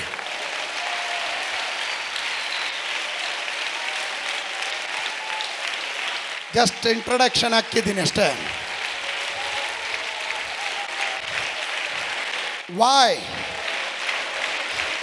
why we are not able to take the territories? ಯಾಕೆ ನಾವು ಪ್ರಾಂತ್ಯಗಳನ್ನು ಸ್ವಾಧೀನ ಮಾಡ್ಕೊಳಕ್ಕಾಗ್ತಾ ಇಲ್ಲ? Listen to me carefully. ಪರಿಶುದ್ಧಾತ್ಮನು ಸ್ಟ್ರಾಟಜಿ ಕೊಡ್ತಾನೆ, ಪ್ಲ್ಯಾನ್ಗಳನ್ನು ಕೊಡ್ತಾನೆ, ಜನರನ್ನ ಎಚ್ಚರಿಸೋದಕ್ಕೆ ಹೇಳ್ತಾನೆ. ಅದಕ್ಕೆ ವಿಧೇಯರಾಗುವ ಒಂದು ಗುಂಪು, ಅವಿಧೇಯರಾಗುವ ಮತ್ತೊಂದು ಗುಂಪು, ತಿರಸ್ಕಾರ ಮಾಡೋ ಒಂದು ಗುಂಪು, ಅಂಗೀಕರಿಸೋ ಮತ್ತೊಂದು ಗುಂಪು. ನಾನು ಹೇಳೋದನ್ನು ಗಮನ ಇಟ್ಟು ಕೇಳ್ರಿ. ಕೆಲವೊಮ್ಮೆ ಯಾತಕ್ಕೋಸ್ಕರ ನೀವು ಅದನ್ನು ಸ್ವಾಧೀನ ಮಾಡೋಕ್ಕಾಗ್ತಾ ಇಲ್ಲ? ಸಾಧಾರಣವಾದಂಥ ಮೀನು ಹಿಡಿಯುವ ಮತ್ಸ್ಯಗಾರರನ್ನ ದೇವರು ಉಪಯೋಗಿಸಿ ಲೋಕವನ್ನೇ ಹಲ್ಲ ಕಲ್ಲೋಲ ಮಾಡೋದಕ್ಕೆ ದೇವರು ಉಪಯೋಗಿಸಿದ್ದಾರೆ. ತೊದಲು ನಾಲಿಗೆ ಉಳ್ಳಂಥ ವಾಕ್ಚಾತುರ್ಯ ಇಲ್ಲದೆ ಇರುವ ಮೋಶೆಯ ಮೂಲಕ ದೇವರು ಮಹತ್ ಕಾರ್ಯವನ್ನು ಮಾಡಿದ್ದಾರೆ. ಶತ್ರುವಿಗೆ ಎದುರಿ ಭಯಪಡುತ್ತಿದ್ದ ಗಿದ್ಯೋನನ ಮೂಲಕ ದೇವರು ಮಹತ್ ಕಾರ್ಯ ಮಾಡಿದ್ದಾನೆ. ಹಾಲೆಲೂಯ. ನಿನ್ನ ಜೀವನದಲ್ಲಿ ಯಾಕೆ ದೇವರು ಮಾಡಲ್ಲ? ನೀನು ಯಾಕೆ ಒಂದು ಮೈಟಿ ಪರಾಕ್ರಮಶಾಲಿ ಆಗಬಾರ್ದು. ನಿನ್ನ ಒಳಗಡೆ ಇಟ್ಟಿರೋದು ಏಡಿತನದ ಆತ್ಮ ಅಲ್ಲ. ನೀನು ಅದಕ್ಕೆ ಅನುಮತಿ ಮಾಡ್ತಾ ಇದ್ದೀಯ. ಕಾರಣ ಏನು? ಭಯ. ಭಯ ಶತ್ರುವಿನ ಆಯುಧ. ಭಯ. ಭಯ ತಂದಾಗ್ತಾನೆ. ನಿನ್ನ ಕೈಯಲ್ಲಿ ಆಗಲ್ಲ ಅಂತ ಎದುರಿಸ್ತಾನೆ. ಇವತ್ತು ಅವನಿಗೆ ಹೇಳು, ಸೈತಾನನೇ ನಿನ್ನ ಅಂತ್ಯ ಇವತ್ತು ಅಂತ ಹೇಳು. ನಾನು ಕಳೆದ ದಿನ ಹೇಳಿದೆ, ಸೈತಾನ್ is a liar but we have the fire. ಆಮೇಲೆ ಸೈತಾನನ ಸುಳ್ಳುಗಾರ, ನಮಗೆ ಬೆಂಕಿ ಇದೆ. Is a liar, we have fire. ಆಮೇಲೆ ಸುಟ್ಟಾಕ್ಬಿಡ್ತೀವಿ ಅಂತ ಹೇಳ್ರಿ. ತಂಟೆಗೆ ಬಂದ್ರೆ ತಟ್ಟಾಕ್ಬಿಡ್ತೀನಿ, ತಟ್ಬಿಡ್ತೀನಿ ಅಂತ ಹೇಳ್ಬೇಕು. ಆಮೇಲೆ ಕಳೆದ ದಿನ ಸಿಕ್ಕಾಪಟ್ಟೆ ತಲೆನೋವು. ನನಗೆ ತಲೆ ಸಿಡಿ ಅಷ್ಟು ಒತ್ತಡ, ಭಯಂಕರ ನೋವು. ಮಲಗಿದ್ರೆ ಮಲಗಕ್ಕಾಗಲ್ಲ, ಕುಂತ್ರೆ ಕೂತ್ಕೊಳಕ್ಕಾಗಲ್ಲ, ನಿಂತ್ರೆ ನಿಲ್ಲಕ್ಕಾಗಲ್ಲ, ನಡೆಯೋಕ್ಕಾಗಲ್ಲ. ತಲೆ ತಗೊಂಡು ಜಜ್ಕೊಬೇಕು ಅನ್ನಿಸಷ್ಟು ವೇದನೆ.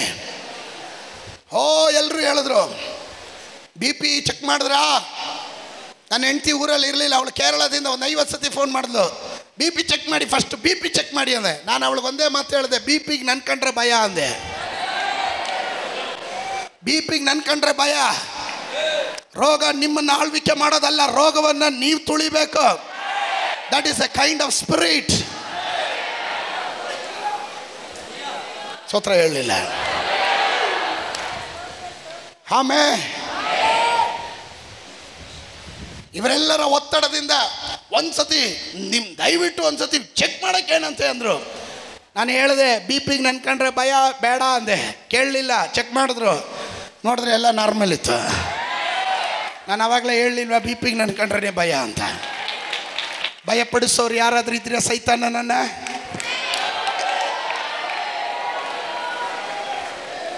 ಸೈತಾನನಿಗೆ ಭಯ ಪಡೋರಲ್ಲ, ಸೈತಾನನನ್ನ ಭಯಪಡಿಸುವವರು.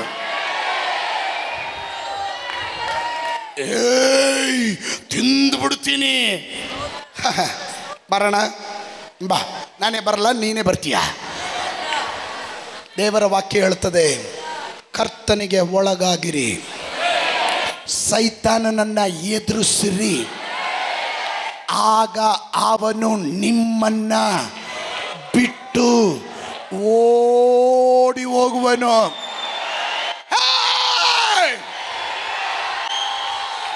ಭಯದಲ್ಲ ನಾವು ಬದುಕ್ತಾ ಇರೋದು. ಕೊಂದು ಬಿಡ್ತೀವಿ ಅಂತ, ಬಾರಣ್ಣ, ನಾನೇ ಸೂಸೈಡ್ ಬಾಂಬವನು, ನಾನು ಇಬ್ಬರು ಕೊಂದುಬಿಡು ಬಾ, ನಾನು ನಿನ್ನನ್ನು ತಪ್ಕೊಂಡ್ಬಿಡ್ತೀನಿ ಅಂತ. ಸ್ತೋತ್ರ. ಸಾಯೋದಕ್ಕೆ ರೆಡಿ ಆಗಿರುವವನ್ನ ಸಾಯಿಸೋದಕ್ಕೆ ಎದುರಿಸ್ತೀರ. ಕ್ರಿಸ್ತನಿಗಾಗಿ ಸತ್ತರೆ ಲಾಭ, ಬದುಕೋದಾದರೆ ಕ್ರಿಸ್ತನಿಗಾಗಿ. ಆ ದೃಢ ನಿಶ್ಚಯದಿಂದ ಇಳಿದವರು ಕಣ್ರಿ ನಾವು. ಆ ಧೈರ್ಯ ಉಳ್ಳವ್ರು ಯಾರಾದ್ರೂ ಇದ್ರೆ ಹೇಳ್ರಿ, ಯುದ್ಧಕ್ಕೆ ಸನ್ನದ್ಧರಾಗಿದ್ದೇವೆ. ಆಮೇಲೆ spiritual warfare it's very important. ಅದರ ಕೆಲವೊಂದು ಮಾಹಿತಿಗಳನ್ನು ನಿಮಗೆ ಕೊಡ್ತೀನಿ. ನಾನು ಬುದ್ಧಿಯಲ್ಲೂ ಪ್ರಾರ್ಥನೆ ಮಾಡ್ಬೋದು, ಆತ್ಮದಲ್ಲೂ ಪ್ರಾರ್ಥನೆ ಮಾಡ್ಬೋದು. ಬುದ್ಧಿಯಲ್ಲಿ ಜ್ಞಾಪಕ ಇರೋಷ್ಟು ಪ್ರಾರ್ಥನೆ ಮಾಡ್ತೀವಿ, ಆತ್ಮದಲ್ಲಿ ಪರಿಶುದ್ಧಾತ್ಮನ ಹರಿಯೋವರೆಗೂ ಮಾಡ್ತಾನೆ ಇರ್ತೀವಿ. ಆತ್ಮದಲ್ಲಿ ಪ್ರಾರ್ಥನೆ ಮಾಡುವವನು ಯುದ್ಧ ಮಾಡ್ತಾ ಇರ್ತಾನೆ. ಸತ್ಯವೇದ ಗ್ರಂಥದಲ್ಲಿ 1 ಕೊರಿಂಥದವರಿಗೆ ಬರೆದ ಪತ್ರಿಕೆ 14ನೇ ಅಧ್ಯಾಯ 14-15ನೇ ವಾಕ್ಯ. Book of 1 Corinthians chapter 14. ನಾನು ಆತ್ಮದಿಂದ ಪ್ರಾರ್ಥಿಸುವೆನು, ಬುದ್ಧಿಯಿಂದಲೂ ಪ್ರಾರ್ಥಿಸುವೆನು. ಹಾಗಾದ್ರೆ 2 ರೀತಿಯಲ್ಲಿ ಪ್ರಾರ್ಥನೆ ಮಾಡಬಹುದು. ಗಟ್ಟಿಯಾಗಿ ಹೇಳ್ರಿ, ಆತ್ಮದಿಂದಲೂ ಪ್ರಾರ್ಥನೆ ಮಾಡಬಹುದು, ಬುದ್ಧಿಯಿಂದಲೂ ಪ್ರಾರ್ಥನೆ ಮಾಡಬಹುದು. ಆತ್ಮದಿಂದಲೂ ಪ್ರಾರ್ಥನೆ ಮಾಡಬಹುದು. ಆಮೇಲೆ ಆತ್ಮದಿಂದ ಆಡುವೆನು, ಬುದ್ಧಿಯಿಂದಲೂ ಆಡುವೆನು. ಗಟ್ಟಿಯಾಗಿ ಹೇಳ್ರಿ, ಬುದ್ಧಿಯಿಂದಲೂ ಆಡಬಹುದು, ಆತ್ಮದಿಂದಲೂ ಆಡಬಹುದು. ಬುದ್ಧಿಯಿಂದಲೂ ಆಡಬಹುದು, ಆತ್ಮದಿಂದಲೂ ಆಡಬಹುದು. ಬುದ್ಧಿಯಿಂದ ಪ್ರಸಂಗ ಮಾಡಬಹುದು, ಆತ್ಮದಲ್ಲೂ ಪ್ರಸಂಗ ಮಾಡಬಹುದು. ಆಮೇಲೆ ಮುಂದಕ್ಕೆ ನೀನು ಆತ್ಮದಿಂದ ಮಾತ್ರ ದೇವರ ಸ್ತೋತ್ರ ಮಾಡಿದರೆ ಆ ವರವನ್ನು ಹೊಂದದಿರುವ ಸಭೆಯವನಿಗೆ ನೀನು ಹೇಳಿದ್ದು ತಿಳಿಯದೇ ಇರುವುದರಿಂದ ನೀನು ಮಾಡುವ ಕೃತಜ್ಞತಾ ಸ್ತುತಿಗೆ ಅವನು ಆಮೆನ್ ಎಂದು ಹೇಗೆ ಹೇಳನು? ನೀನಂತೂ ಚೆನ್ನಾಗಿ ಕೃತಜ್ಞತಾ ಸ್ತುತಿ ಮಾಡುತ್ತಿ, ಹೌದು, ಆದರೆ ಬೇರೊಬ್ಬನು ಭಕ್ತಿ ವೃದ್ಧಿ ಹೊಂದುವುದಿಲ್ಲ. ಗಮನಿಸ್ರಿ, ಅನ್ಯ ಭಾಷೆ ಮಾತಾಡುವವನು ಅವನಿಗೆ ಅವನೇ ಭಕ್ತಿಯ ವೃದ್ಧಿಯನ್ನ ಸ್ತೋತ್ರ ಬರಲಿಲ್ಲ ನೋಡ್ರಿ. ಹಾಗಾದ್ರೆ ಅನ್ಯ ಭಾಷೆ ದೇವರ ಸಂಗಡ ಮಾತನಾಡೋ ಭಾಷೆ ಸ್ತೋತ್ರ. ಗಮನಿಸ್ರಿ, ಇದನ್ನ ಚೆನ್ನಾಗಿ ತಿಳ್ಕೊಳ್ರಿ. I will give point, you can write it down. ಆತ್ಮದಲ್ಲಿ ಪ್ರಾರ್ಥನೆ ಮಾಡುವಾಗ ಅನೇಕ ಕಾರ್ಯಗಳು ನಡೆಯುತ್ತೆ. ಅದರಿಂದ ಪ್ರತಿಯೊಬ್ಬೊಬ್ಬರು ಪರಿಶುದ್ಧಾತ್ಮನ ಅಭಿಷೇಕವನ್ನು ಹೊಂದಲೇಬೇಕು, ಅನ್ಯ ಭಾಷೆಯ ವರಗಳನ್ನು ಪಡೀಲೇಬೇಕು. ಗಮನಿಸ್ರಿ, ನೀವು ರಕ್ಷಣೆ ಹೊಂದಿದ್ದು ಸ್ತೋತ್ರ, ದೀಕ್ಷಾಸ್ನಾನ ಹೊಂದಿದ್ದಕ್ಕೆ ಧನ್ಯವಾದಗಳು, ಚರ್ಚ್ಗೆ ಬರ್ತಾ ಇರೋದಕ್ಕೆ ಭಾಳ ಸಂತೋಷ, ಕಾಣಿಕೆ ಕೊಡೋದ್ರಲ್ಲಿ ಭಾಳ ಉಪಕಾರ, ಅದರಲ್ಲಿ ತೃಪ್ತಿ ಪಡಂಗಿಲ್ಲ. ನೀವು ಆತ್ಮದಲ್ಲಿ ಭರಿತರಾಗಬೇಕು. ಯೇಸು ಸ್ವಾಮಿ ದೀಕ್ಷಾಸ್ನಾನ ಹೊಂದಿದ್ದ ಕ್ಷಣದಲ್ಲೇ ಪವಿತ್ರಾತ್ಮ ಭರಿತನಾದನು. ನೀನು ದೀಕ್ಷಾಸ್ನಾನ ಹೊಂದಿ 20 ವರ್ಷ ಆಗಿರಬೇಕು, ಇವತ್ತು ಪವಿತ್ರಾತ್ಮನಿಂದ ಭರಿತನ ಆಗಿಲ್ಲ ಅಂದರೆ ನಿನ್ನಲ್ಲಿ ಆತ್ಮ ಯಾವುದು?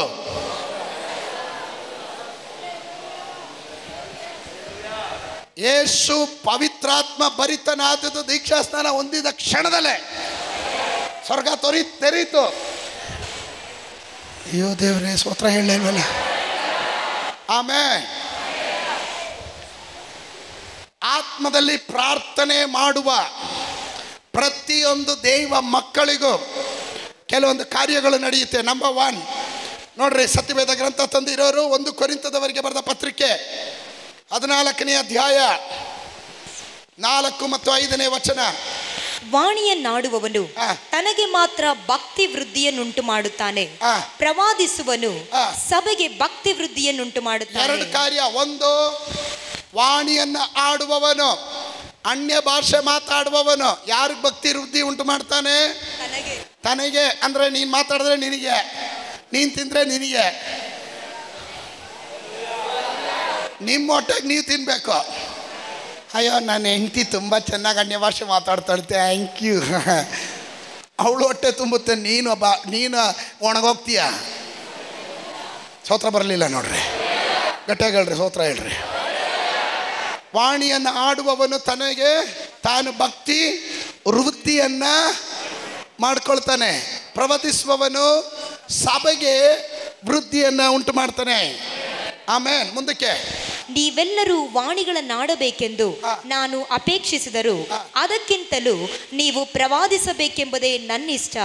ವಾಣಿಗಳನ್ನಾಡುವವನು ಸಭೆಗೆ ಭಕ್ತಿ ವೃದ್ಧಿಯಾಗುವುದಕ್ಕಾಗಿ ಆ ವಾಣಿಯ ಅರ್ಥವನ್ನು ಹೇಳದೆ ಹೋದರೆ ಅವನಿಗಿಂತ ಪ್ರವಾದಿಸುವವನು ಶ್ರೇಷ್ಠ. ಆಮೆನ್. There is 2 things. ಪರಿಶುದ್ಧಾತ್ಮನ ಅನ್ಯ ಭಾಷೆಯ ವಾಣಿಗಳನ್ನು ಆಡುವವನು, unknown tongues, there is a interpretation of tongues. 2 ಕಾರ್ಯ ಇದೆ. ವಾಣಿಗಳನ್ನು ಹಾಡುವವನು, ವಾಣಿಗಳ ಅರ್ಥವನ್ನು ಹೇಳುವವನು, ಕೃಪಾವರಗಳಲ್ಲಿ ಬರುವಂಥ ಕಾರ್ಯ. ಆ ಭಾಗ ನಾನು ಮುಟ್ಟೋದಿಲ್ಲ, ಜಸ್ಟ್ ನಿಮ್ಮ ಐಡಿಯಾಗೋಸ್ಕರ, ನಿಮ್ಮ ಚಿಂತೆಗೋಸ್ಕರ ಹೇಳ್ತೀನಿ. ವಾಣಿಗಳನ್ನು ಆಡಲೇಬೇಕು, ಅದು ಅಪೇಕ್ಷಿಸ್ತೀನಿ, ಪೌಲನ ಹೇಳೋ ಭಾಷೆ. ಬಟ್ ಸಭೆಯಲ್ಲಿ ಬರುವಾಗ, ಈ ವಿಶ್ವಾಸಿ ಅಲ್ಲದೇ ಇರುವರ ಗುಂಪಿನಲ್ಲಿ ಬಂದಾಗ, ಅವ್ರಿಗೆ ಅರ್ಥ ಆಗದೇ ಇದ್ದಾಗ ಅವ್ರಿಗೆ ಅರ್ಥ ಮಾಡಿಕೊಡ್ಬೇಕು. ಅದನ್ನು ಇಂಟರ್ಪ್ರಿಟೇಷನ್ ಆಫ್ ಟಂಗ್ಸ್ ಅಂತಾರೆ, ವಾಣಿಗಳ ಅರ್ಥಗಳನ್ನು ಹೇಳೋದು. ಇಲ್ಲಿ ಅದರಿಂದ ಇಟ್ಕೊಂಡು ಕೆಲ ಸಭೆಗಳು ವಾಣಿಗಳು ಆಡೋದು ಬೇಡ ಅಂತಾರೆ, ಪರಿಶುದ್ಧಾತ್ಮನ ವಾಣಿ ಬೇಡ ಅಂತ. ನೆವರ್. ವಾಣಿ ಆಡಬೇಕು, ನೀವು ಅನ್ಯ ಭಾಷೆಗಳ ವರವನ್ನು ಹೊಂದಬೇಕು. ವಾಣಿಗಳನ್ನು ಹಾಡುವವನು ಮನುಷ್ಯರ ಸಂಗಡ ಅಲ್ಲ, ದೇವ್ರ ಸಂಗಡ ಮಾತನಾಡ್ತಾ ಇರ್ತಾನೆ. ದೇವ್ರ ಸಂಗಡ ಮಾತಾಡೋರು ಮಾತ್ರ ಆಮೇಲೆ ಹೇಳ್ರಿ. ಆಮೇಲೆ ದೇವರು ಆನೆ ಸಂಗಡ ಮಾತಾಡ್ತಾನೆ, ಸೊಳ್ಳೆ ಸಂಗಡ ಮಾತಾಡ್ತಾನೆ. ಸ್ತೋತ್ರ ಹೇಳಲಿಲ್ಲ. ಆನೆ ಸಂಗಡ ಮಾತಾಡ್ತಾನೆ, ಸೊಳ್ಳೆ ಸಂಗಡ ಮಾತಾಡ್ತಾನೆ, ಹುಳ ಸಂಗಡ ಮಾತಾಡ್ತಾನೆ. ಏರೋದನ್ನು ಹೊಡೆದಿದ್ದು ಯಾವುದು? ಅದೇ. ಯಾರ ಮಾತು ಕೇಳಿದ್ದು? ಸ್ತೋತ್ರ. ಅಂಜೂರದ ಮರದ ಸಂಗಡ ಮಾತಾಡ್ತಾನೆ. ಅಂಜೂರದ ಮರ ದೇವ್ರ ಮಾತು ಕೇಳುತ್ತೆ, ಮರ ಕೇಳುತ್ತೆ, ಕತ್ತೆ ಕೇಳುತ್ತೆ, ಕಾಗೆ ಕೇಳುತ್ತೆ, ಹುಳ ಕೇಳುತ್ತೆ. ಆದರೆ ಮನುಷ್ಯ ಮಾತ್ರ ಕೇಳಲ್ಲ. ಸ್ತೋತ್ರ ಹೇಳಲಿಲ್ಲ, ಹೌದಲ್ವಾ? ಕತ್ತೆ ಕೇಳುತ್ತೆ, ಹುಳ ಕೇಳುತ್ತೆ, ಮರ ಕೇಳುತ್ತೆ, ಕಾಗೆ ಕೇಳುತ್ತೆ, ಸ್ತೋತ್ರ, ಸಿಂಹ ಕೇಳುತ್ತೆ, ಸ್ತೋತ್ರ, ಕರಡಿ ಕೇಳುತ್ತೆ. ಆದರೆ ಮನುಷ್ಯ ಮಾತ್ರ ಕೇಳಲ್ಲ. ಅದಕ್ಕೆ ದೇವರ ವಾಕ್ಯ ಹೇಳ್ತದೆ, ನೀವೇ ನನಗೆ ನ್ಯಾಯ ತೀರಿಸಿ, ಆಕಾಶ ಮಂಡಲವೇ ಕೇಳು, ಭೂಮಂಡಲವೇ ಆಲಿಸು. ನಾನು ಮಕ್ಕಳನ್ನು ಹೆತ್ತು ಸಾಕಿ ಸಲಹಿದೆ, ಆದರೆ ಅವರು ನನಗೆ ದ್ರೋಹಿಗಳಾಗಿದ್ದಾರೆ ಅಂತ. ಆಮೇಲೆ ದೇವರು ನಿಮ್ಮ ಸಂಗಡ ಮಾತಾಡ್ತಾನೆ. ನೀವು ದೇವ್ರ ಹತ್ರ ಮಾತಾಡ್ಬೋದು. ಭಾಷೆ ಯಾವುದು ಗೊತ್ತಾ? ಅನ್ಯ ಭಾಷೆ. ಗಟ್ಟಿಯಾಗಿ ಹೇಳ್ರಿ, ಅನ್ಯ ಭಾಷೆ, ಅನ್ಯ ಭಾಷೆ. ಆಮೇಲೆ ದೇವರಿಗೆ ನಿಮ್ಮೆಲ್ಲ ಭಾಷೆ ಅರ್ಥ ಆಗುತ್ತೆ. ಸೈತಾನಿಗೆ ನಿಮಗಿಂತ ಮುಂಚೆನೇ ಗೊತ್ತು, ಆದರೆ ಅವನಿಗೆ ಒಂದೇ ಒಂದು ಗೊತ್ತಿಲ್ಲ. ನೀವು ಅನ್ಯ ಭಾಷೆಯಲ್ಲಿ ಮಾತಾಡಿದ್ರೆ ಅವನಿಗೆ ಏನೋ ಅರ್ಥನೇ ಆಗಲ್ಲ, ತಲೆಗೆ ಹುಚ್ಚಿಡ್ದಂಗೆ ಆಗ್ಬಿಡುತ್ತೆ. ನಮ್ಮ ಆಲಯದಲ್ಲಿ ಇಲಿ ಕಾಟ ಜಾಸ್ತಿ ಆಗಿದೆ. ಸ್ತೋತ್ರ. ಕಳೆದ ದಿನ ಇಲಿ ಬರದೇ ಇರೋದಕ್ಕೆ ಒಂದು ಮಿಷನ್ ತಂದು ಇಟ್ಟಿದ್ದೀವಿ. ಸ್ತೋತ್ರ. ಸ್ವಿಚ್ ಪ್ಲಗ್ ಇನ್ ಮಾಡಿ ಇಟ್ಬಿಡೋದು.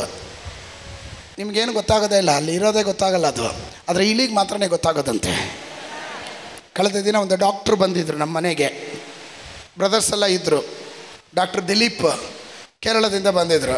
ಅವರು ಈಗ ಹೇಳ್ತಾಯಿದ್ರು, ಪಾಸ್ಟ್ರೇ ಅದರಲ್ಲಿ ಹೋಗುವಂಥ ಆ ಫ್ರೀಕ್ವೆನ್ಸಿ ಇದೆಯಲ್ಲ, ಅದು ಇಲಿ ಬರೋವಂಥ ಆ ಸರೌಂಡಿಂಗಲ್ಲಿ ಅದಕ್ಕೆ ಹುಚ್ಚಿಡಿಸ್ಬಿಡುತ್ತಂತೆ. ಇಲಿ ಗೊತ್ತಂತೆ, ಆ ಪರಿಸರದ ಹತ್ರ ಬರ್ತಿದ್ದಂಗೆ ಹುಚ್ಚಿಡ್ದೋಗ್ಬಿಡುತ್ತಂತೆ. ಅದಕ್ಕೆ ಹತ್ತು ಕಡೆ ಬರೋದೇ ಇಲ್ವಂತೆ. ಸ್ತೋತ್ರ. ಇದರ ಒಳಗಡೆ ದೇವ ಮಕ್ಕಳು ಅನ್ಯ ಭಾಷೆ ಮಾತಾಡ್ತಿದ್ರೆ ಸೈತಾನನಿಗೆ ಹುಚ್ಚಿಡ್ದೋಗುತ್ತೆ. ಅವನು ನಿನ್ನ ಬೌಂಡ್ರಿಗೆ ಬರೋದಿಲ್ಲ, ಅವನು ನಿನ್ನ ಬೌಂಡ್ರಿಗೆ ಬರೋದಿಲ್ಲ.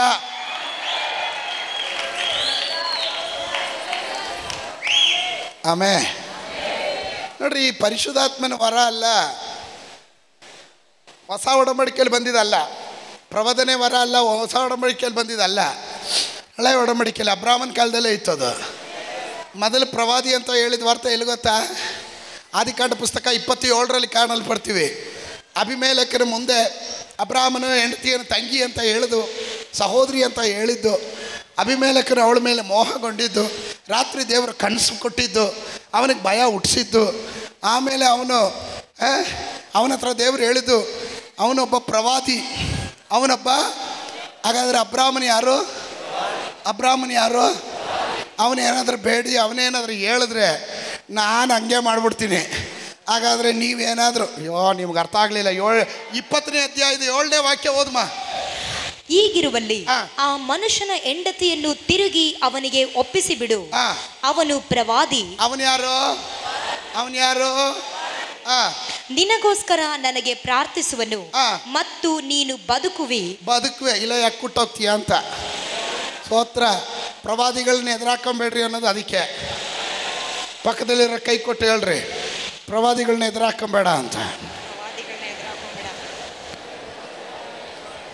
ನೀನೇನೋ ಸಿಂಪಲಾಗಿ ಡೈಲಾಗ್ ಹೊಡೆದು ಹೋಗ್ಬಿಡ್ತೀಯ, ಲೈಫ್ ಲಾಂಗ್ ಮುಟ್ಟು ನೋಡ್ಕೊಬೇಕು ಆಮೇಲೆ.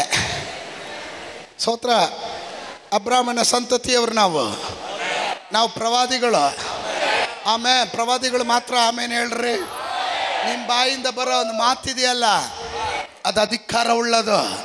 ದೇವ್ರ ಬಳಿ ಕೂತ್ಕೊಂಡು ಒಂದೇ ಒಂದು ಮಾತು, ಸ್ವಾಮಿ ಇವನು ನನಗೆ ತಲೆನೋವು ಆಗಿದ್ದಾನೆ ಅಂತ ಒಂದು ಸತಿ ಒಂದು ತೊಟ್ಟೆ ಕಣ್ಣೀರು ಬಿಟ್ಟರೆ ಸಾಕು. ಸ್ತೋತ್ರ. ದೇವ್ರು ನೀನು ಕೊಂಬು ಮುರಿದು ತಿಪ್ಪರ್ಲಾಗ ಹೊಡ್ಸಾಕ್ಬಿಡ್ತಾನೆ. ಎದುರಿಸ್ತಾ ಇದ್ದೀನಿ ಅಂತ ತಿಳ್ಕೊಬೇಡ್ರಿ. ಅಭಿಮೇಲಕನಿಗೆ ದೇವ್ರು ಹೇಳಿದ ಮಾತ್ರ ನಾನು ಉಚ್ಚರಿಸ್ತಾ ಇದ್ದೀನಿ. ಫಸ್ಟು ತಪ್ಪು ಗಿಪ್ ಮಾಡಿಬಿಟ್ಟಿಯ, ಹೋಗೋ ನೀನು ಒಳ್ಳೆ ಮನುಷ್ಯ ಅಂತ ಗೊತ್ತು, ನೀನು ಅದಕ್ಕೆ ಪಾಪ ಮಾಡದೇ ಇರಲಿ ಅಂತ ನಾನೇ ನಿನ್ನ ತಡೆದಿದ್ದೀನಿ. ಅವನು ಪ್ರಾರ್ಥನೆ ಮಾಡೋಕ್ಕೆ ಮುಂಚೆ, ಅವನೇನಾದ್ರೂ ಹೇಳೋಕ್ಕೆ ಮುಂಚೆ ಫಸ್ಟು ಹೋಗಿ ಅವನ ಹೆಂಡ್ತಿನ ಒಪ್ಪಿಸ್ಬಿಡು. ಸಾಧ್ಯ ತಲೆನೇ ಹಾಕ್ಬೇಡ ಅವನ ಬೌಂಡ್ರಿ, ಅವನ ವಿಷಯಕ್ಕೆ. ಸ್ತೋತ್ರ ಬರಲಿಲ್ಲ ನೋಡ್ರಿ. ಸ್ತೋತ್ರ. ಒಂದು, ನೀನು ವಾಣಿಯನ್ನು ಆಡುವಾಗ ದೇವರ ಸಂಗಡ ಮಾತಾಡ್ತೀಯ. ಎಷ್ಟು ಜನ ಇವತ್ತಿನಿಂದ ಅನ್ಯ ಭಾಷೆ ವಾರದಲ್ಲಿ ಮಾತನಾಡ್ತೀರಾ? ನಿರಂತರವಾಗಿ ಅಡುಗೆ ಮನೇಲಿ ಒಗ್ಗರಣೆ ಹಾಕ್ತಾ ಇರಬೇಕಾದ್ರೆ ಅಲ್ಲಿಂದ ಆ ಸಾಸಿವೆ ಹಾಕ್ತಾ ಚಟ್ಪಟ್ ಅಂದಾಗ ನಿನ್ನ ಬಾಯಿಯಿಂದ ರಪ ಲಮ ಶಾಖ ಲಾಭ ಶಂಧ ರಾಬ ಅಂತಿರಬೇಕು. ಉಪ್ಪು ಹಾಕಿದಾಗ ಸ್ತೋತ್ರ ಅಲ್ಲೂ ಅನ್ಯ ಭಾಷೆ ಮಾತಾಡ್ತಾ ಇರಬೇಕು. ಬಡಿಸ್ತಾ ಇರಬೇಕಾದ್ರೆ ಸ್ಪ್ರೇ ಮಾಡಬೇಡ್ರಿ. ಆಮೇಲೆ ಬಡಿಸೋ ಟೈಮಲ್ಲಿ ಪಾಸ್ಟ್ರು ಹೇಳಿದ್ದಾರೆ ಅನ್ಯ ಭಾಷೆ ಮಾತಾಡೋಕ್ಕೆ ಅಂತ ಹೇಳಿ, ನೀವು ಎಂಜಲೆಲ್ಲ ಉಗಿದ್ಬಿಟ್ಟು ಬಡ್ಸೋಕ್ಕೆ ಹೋದರೆ ಯಾರೋ ಕಪಾಳು ಕೊಡಿತಾರಷ್ಟೇ. ಆಮೇ ಗಟ್ಟಿಯಾಗಿ ಒಂದು ಸ್ತೋತ್ರ ಹೇಳ್ರಿ. ಒಂದು, ನೀವು ದೇವ್ರ ಸಂಗಡ ಮಾತಾಡ್ತೀರಾ. ಈ ಸಭೆ ದೇವ್ರ ಸಂಗಡ ಮಾತಾಡಬೇಕು. ಎಷ್ಟು ಜನ ರೆಡಿ ಇದ್ದೀರಾ? ದೇವ್ರ ಸಂಗಡ ಮಾತಾಡ್ತಾ ಇರ್ತೀನಿ. ನನ್ನ ಗಾಡಿ ಓಡಿಸುವಾಗ, ಮಲಗಿರುವಾಗ, ನಡೆಯುವಾಗ, ಕುಳಿತಿರುವಾಗ ಅನ್ಯ ಭಾಷೆಯಲ್ಲಿ ಮಾತಾಡ್ತಾನೇ ಇರ್ತೀನಿ. ಏನೋ ಗೊತ್ತಾ ಮಾತಾಡೋದು? ನಾನು ಮುಂದಿನ ಪಾಯಿಂಟ್ ಹೇಳಿದ್ರೆ ನಿಮ್ಗೆ ಅರ್ಥ ಆಗುತ್ತೆ. ಓಕೆ. ಎರಡನೇದಾಗಿ when you pray in the Holy Spirit, ಪರಿಶುದ್ಧಾತ್ಮನಿಂದ ನೀನು ಪ್ರಾರ್ಥನೆ ಮಾಡುವಾಗ ನಿನ್ನನ್ನು ಅದು ಅಭಿವೃದ್ಧಿ ಮಾಡುತ್ತೆ. ಒಂದು, ದೇವ್ರ ಸಂಗಡ ಮಾತನಾಡ್ತೀಯ. ಎರಡು, ನಿನ್ನನ್ನು ಅಭಿವೃದ್ಧಿ ಮಾಡ್ತಾ ಇರುತ್ತೆ. 4ನೇ ವಾಕ್ಯ, ವಾಣಿಯನ್ನಾಡುವವನು ತನಗೆ ಮಾತ್ರ ಭಕ್ತಿ ವೃದ್ಧಿಯನ್ನುಂಟು ಮಾಡುತ್ತಾನೆ. ತನಗೆ ಮಾತ್ರ. ಹಾಗಾದರೆ ನಿನಗೆ ವೃದ್ಧಿ ಆಗೋದು, ನಿನ್ನನ್ನು ಕಟ್ಟೋದು, ನಿನ್ನನ್ನು ಬೆಳೆಸೋದು ಯಾವುದೋ ಅದು ನಿನ್ನ ಆಂತರಿಕ ಮನುಷ್ಯನನ್ನು ಬಲಗೊಳಿಸೋದು ಅನ್ಯ ಭಾಷೆ, ವಾಣಿ ಆಡೋದು. ಗಟ್ಟಿಯಾಗಿ ಹೇಳ್ರಿ, ವಾಣಿಯನ್ನು ಆಡೋದು. ಎಲ್ಲರೂ ಅದನ್ನು ಬರ್ಕೊಳ್ರಿ, ಓದ್ರಿ, ಅಭ್ಯಾಸ ಮಾಡ್ರಿ. ಇಂದಿನ ಕಾಲದಲ್ಲಿ ನಾವುಗಳೆಲ್ಲ ಅನ್ಯ ಭಾಷೆ ವರ ಪಡಿಬೇಕಾದ್ರೆ ರಾತ್ರಿ ಹೊತ್ತಿನಲ್ಲಿ ಟ್ಯಾರಿ ಮೀಟಿಂಗ್ ಅಂತ ಇದ್ರು.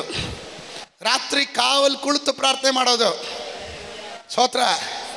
ಗುಂಪಾಗಿ ಒಂದಷ್ಟು ಜನ ಅನ್ಯ ಭಾಷೆ ಮಾತನಾಡೋರೆಲ್ಲ ಕುತ್ಕೋತಾ ಇದ್ರು. ಅನ್ಯ ಭಾಷೆ ಗೊತ್ತಿಲ್ದಿರೋ, ವರ ಇಲ್ದಿರೋ ಇರೋನ್ನ ಮಧ್ಯದಲ್ಲಿ ಹಾಕೊಂಡ್ಬಿಡ್ತಾ ಇದ್ವಿ.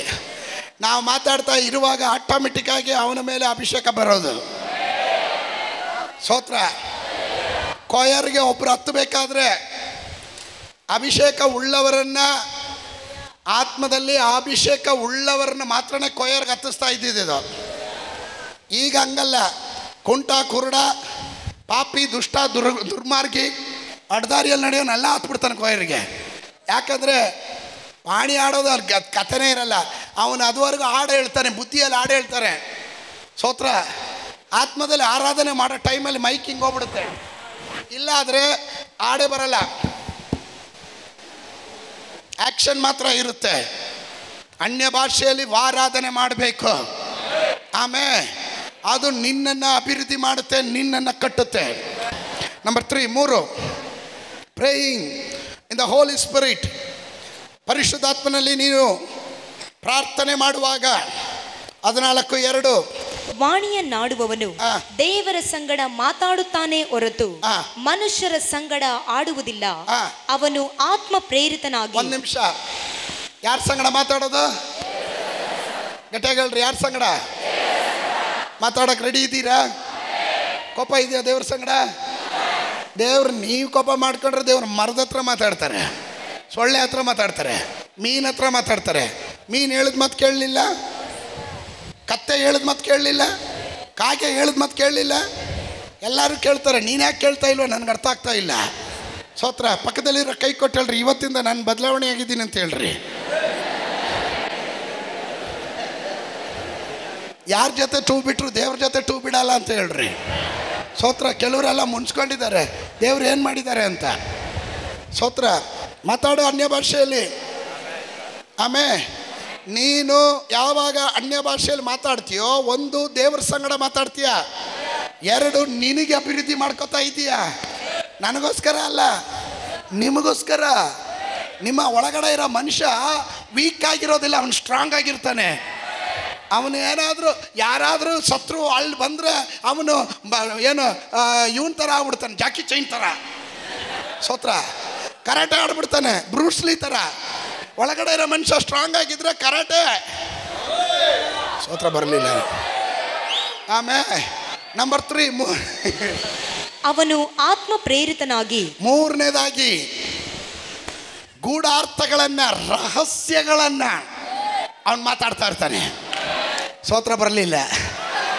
ಇವರು ಯಾರು ಇವರು ಚಟಾಟಾರೆ ಏನು ಬಡ್ಕೋತಾರಪ್ಪ, ಏನು ಶಬ್ದ ಮಾಲಿನ್ಯ ಮಾಡ್ತಿದ್ದಾರೆ ಅಂತ ನಿನಗೆ ಗೊತ್ತಾಗಲ್ಲ ಕಣಣ. ಅದೆಲ್ಲ ನಮ್ಮ ವಿಷಯ. ಅದು ಅಲ್ಲಿ ಮಾತಾಡ್ತಾ ಇರೋದು ಗೂಢಾರ್ಥಗಳು, ಮಿಸ್ಟ್ರಿ. ಹಾಲೆಲೂಯಾ. ಗೂಢಾರ್ಥಗಳು, ಓದ್ಮ ರಹಸ್ಯಗಳು. ಅವನು ಆತ್ಮ ಪ್ರೇರಿತನಾಗಿ ರಹಸ್ಯಾರ್ಥಗಳನ್ನು ನುಡಿಯುತ್ತಿದ್ದರು, ಯಾರು ತಿಳುಕೊಳ್ಳುವುದಿಲ್ಲ. ಪ್ರವಾದಿಸುವವನಾದರೂ. ಗಮನಿಸ್ರಿ, ಅನ್ಯ ಭಾಷೆ ಮಾತಾಡೋರು ಏನ್ ಮಾತಾಡ್ತಾ ಇದ್ದಾರೆ? ಯಾರ ಹತ್ರ? ಗುಟ್ಟು ಮಾತಾಡ್ತಾ ಇರೋದು ದೇವ್ರ ಹತ್ರ. ರಹಸ್ಯ, ಸೀಕ್ರೆಟ್ ವಿಷಯಗಳೆಲ್ಲ ದೇವ್ರ ಹತ್ರ ಮಾತಾಡಕ್ಕಾದ್ರೆ ಕೋಡ್ ವರ್ಡ್. ಇಲ್ರಿ, ಪಾಕಿಸ್ತಾನಕ್ಕೂ ಇಂಡಿಯಾಗೂ ಯುದ್ಧ ಅಂದರೆ ಇಂಡಿಯಾದಲ್ಲಿ ಏನಾದರೂ ಯುದ್ಧದ ತಂತ್ರ ರೂಪಿಸಿದ್ರೆ ಅದಕ್ಕೊಂದು ಮಿಷನ್ ಇಡ್ತಾರೆ. ಮಿಷನ್ ಇಂಥ ಕೋಡ್ ನಂಬರ್ ಇಡ್ತಾರೆ. ಅವರು ಹೇಳೋದು ಕೋಡ್ ಭಾಷೆಯಲ್ಲಿ ಮಾತಾಡ್ತಾರೆ. ಪಾಕಿಸ್ತಾನದವ್ರಿಗೆ ಅರ್ಥ ಆಗಲ್ಲ, ಇಂಡಿಯಾದಲ್ಲಿ ಇರೋ ಆರ್ಮಿಗಳಿಗೆ ಅದು ಅರ್ಥ ಆಗೋದು. ಸ್ತೋತ್ರ. ಕೋಡ್ ಭಾಷೆ ನಮ್ಮದು ಅನ್ಯ ಭಾಷೆ. ಸ್ತೋತ್ರ. ನೀನು ಆ ಕೋಡ್ ಭಾಷೆಯಲ್ಲಿ ರಮ್ದಲ್ಲ ಭಾಷಾಂತ ಅಂದರೆ ಅವನು ಸೈತಾನಲ್ಲಿ ನಿಂತ್ಕೊಂಡು ಲೂಸಿಫರನು, ಬೆಲ್ಸಬೂಬನು, ಅವನ ಸೈನ್ಯ ಏಜೆಂಟ್ಗಳು ಎಲ್ಲ ಮಿಕ್ಕ ಇಲ್ಲಿ ಕೂತ್ಕೊಂಡು ಕೆಲವರು ಮಿಕ್ಕ ನೋಡ್ದಂಗೆ ಅವನು ನೋಡ್ತಾ ಇರ್ತಾನೆ. ಸ್ತೋತ್ರ. ಆದರೆ ನೀನು ಮಾತಾಡ್ತಾ ಇರೋದೇನು ಗೊತ್ತಾ? ನಿನ್ನ ದೇವ್ರ ಸಂಗಡ ಮಾತಾಡ್ತಾ ಇದೀಯಾ. ನಿನ್ನ ದೇವ್ರು ಏನು ಹೇಳ್ತಾ ಇದ್ದಾರೆ? ನಿನಗೆ ರಹಸ್ಯಗಳನ್ನು ಕೊಡ್ತಾ ಇದ್ದಾನೆ, ಗೂಢಾರ್ಥಗಳನ್ನು ತೋರಿಸ್ತಾ ಇದ್ದಾನೆ. ನೆಕ್ಸ್ಟ್ ಲೆವೆಲ್ ಯುದ್ಧ ಹೆಂಗೆ ಮಾಡಬೇಕು, ಏನು ಸ್ಟ್ರಾಟಜಿ, ಏನು ಪ್ಲ್ಯಾನು ಎಂಬುದನ್ನು ದೇವರು ನಿನ್ನನ್ನು ಆತ್ಮನಲ್ಲಿ ನಿನಗೆ ಜ್ಞಾನವನ್ನು ಕೊಡ್ತಾ ಇರ್ತಾನೆ.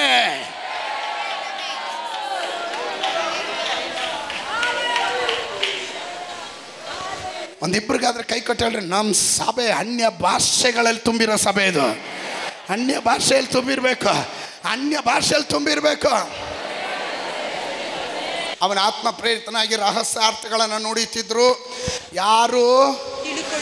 ಯಾರು ಯಾವ ಸೈತಾನ್ಗೂ ತಿಳ್ಕೊಳಕ್ಕಾಗಲ್ಲ, ಮಂತ್ರವಾದಿಗೆ ತಿಳ್ಕೊಳಕ್ಕಾಗಲ್ಲ, ಗಿಳಿ ಶಾಸ್ತ್ರ ಹೇಳೋನು ತಿಳ್ಕೊಳಕ್ಕಾಗಲ್ಲ. ಸ್ತೋತ್ರ. ಹಸ್ತರೇಖೆ ನೋಡುವವನಿಗೆ ಹೇಳೋಕ್ಕಾಗಲ್ಲ, ನಕ್ಷತ್ರಗಳನ್ನು ನೋಡಿ ಮಾತಾಡೋನಿಗೆ ಆಗಲ್ಲ. ಇದು ಏನೋ ಕೋಡ್ ಲ್ಯಾಂಗ್ವೇಜ್. ಈ ಲ್ಯಾಂಗ್ವೇಜ್ ನಮ್ಗೆ ಅರ್ಥ ಆಗ್ತಾ ಇಲ್ಲ.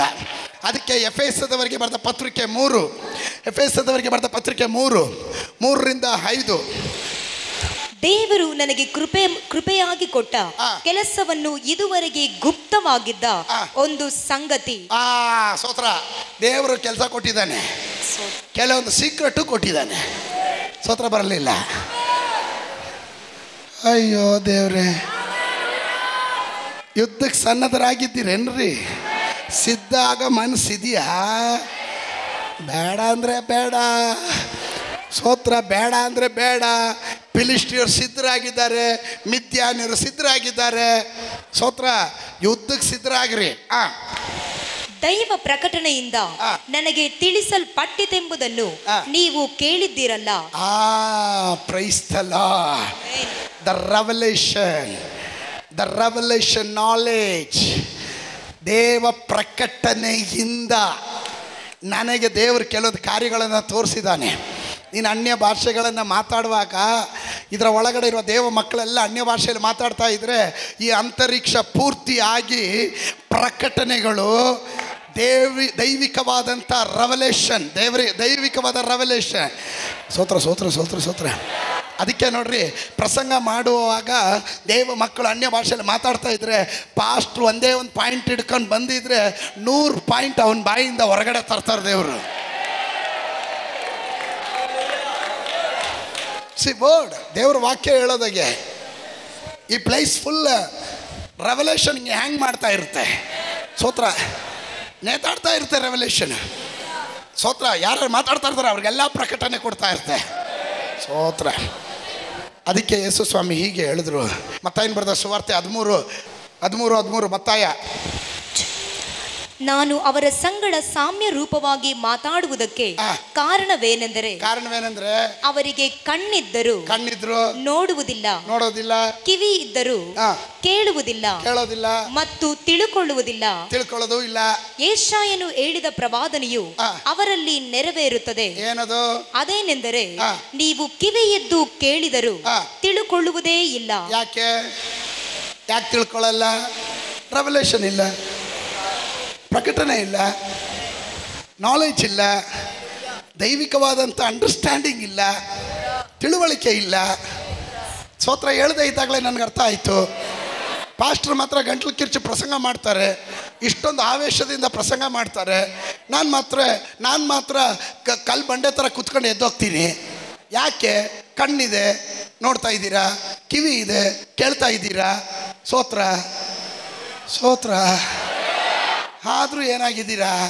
ತಿಳ್ಕೊಳ್ಳೋ ಸಾಮರ್ಥ್ಯ ಇಲ್ಲ, ಅರ್ಥ ಮಾಡ್ಕೊಳಲ್ಲ. ಅರ್ಥ ಮಾಡ್ಕೊಬೇಕಾದ್ರೆ ನಿನಗೆ ಪರಿಶುದ್ಧಾತ್ಮನ ವರ ಇರಬೇಕು. ಆ ವಾಣಿ ನೀನು ಆಡುವಾಗ, ಮರ್ಮಗಳನ್ನು ದೇವರು ಪ್ರಕಟಿಸುವಾಗ, ಅದು ಬರೋ ರೂಟ್ ನೋಡ್ತಿದ್ದಾಗಲೇ ನೀನು ಕುಂತಿರೋ ಜಾಗದಿಂದ ಜಿಗಿದೆದ್ದು ಬಿಡ್ತೀಯ. ಅದು ನನಗಿರೋ ಆಲೋಚನೆ. ಓದಮ್ಮ. ಕಣ್ಣಿದ್ದು ನೋಡಿದರೂ ಕಾಣುವುದೇ ಇಲ್ಲ, ಈ ಜನರ ಹೃದಯವು ಕೊಬ್ಬಿತು. ಏನು ಕಾರಣ? ಏನು? ಸ್ತೋತ್ರ. ಸೊಕ್ಕು ಅಂತೀವಿ ನಾವು, ಕೊಬ್ಬು. ಸ್ತೋತ್ರ. ಅದರಿಂದ ಏನಾಗುತ್ತೆ ಹೃದಯಕ್ಕೆ? ನಾನು ಕೇಳ್ತೀನಿ, ಹಾರ್ಟ್ ಅಟ್ಯಾಕ್ ಏನಕ್ಕೆ ಬರೋದು? ಏನಕ್ಕೆ? ಕೊಬ್ಬು ಜಾಸ್ತಿ. ಸ್ತೋತ್ರ. ನಿನಗೆ ಹಾರ್ಟ್ ಅಟ್ಯಾಕ್ ಬರ್ದಿರ ಇರೋದಕ್ಕೋಸ್ಕರ ನಾವು ಪ್ರಾರ್ಥನೆ ಮಾಡ್ತೀವಿ. ವಿಶ್ವಾಸಿಗಳು ಚೆನ್ನಾಗಿ ಅರ್ಥ ಮಾಡ್ಕೊಳ್ರಿ.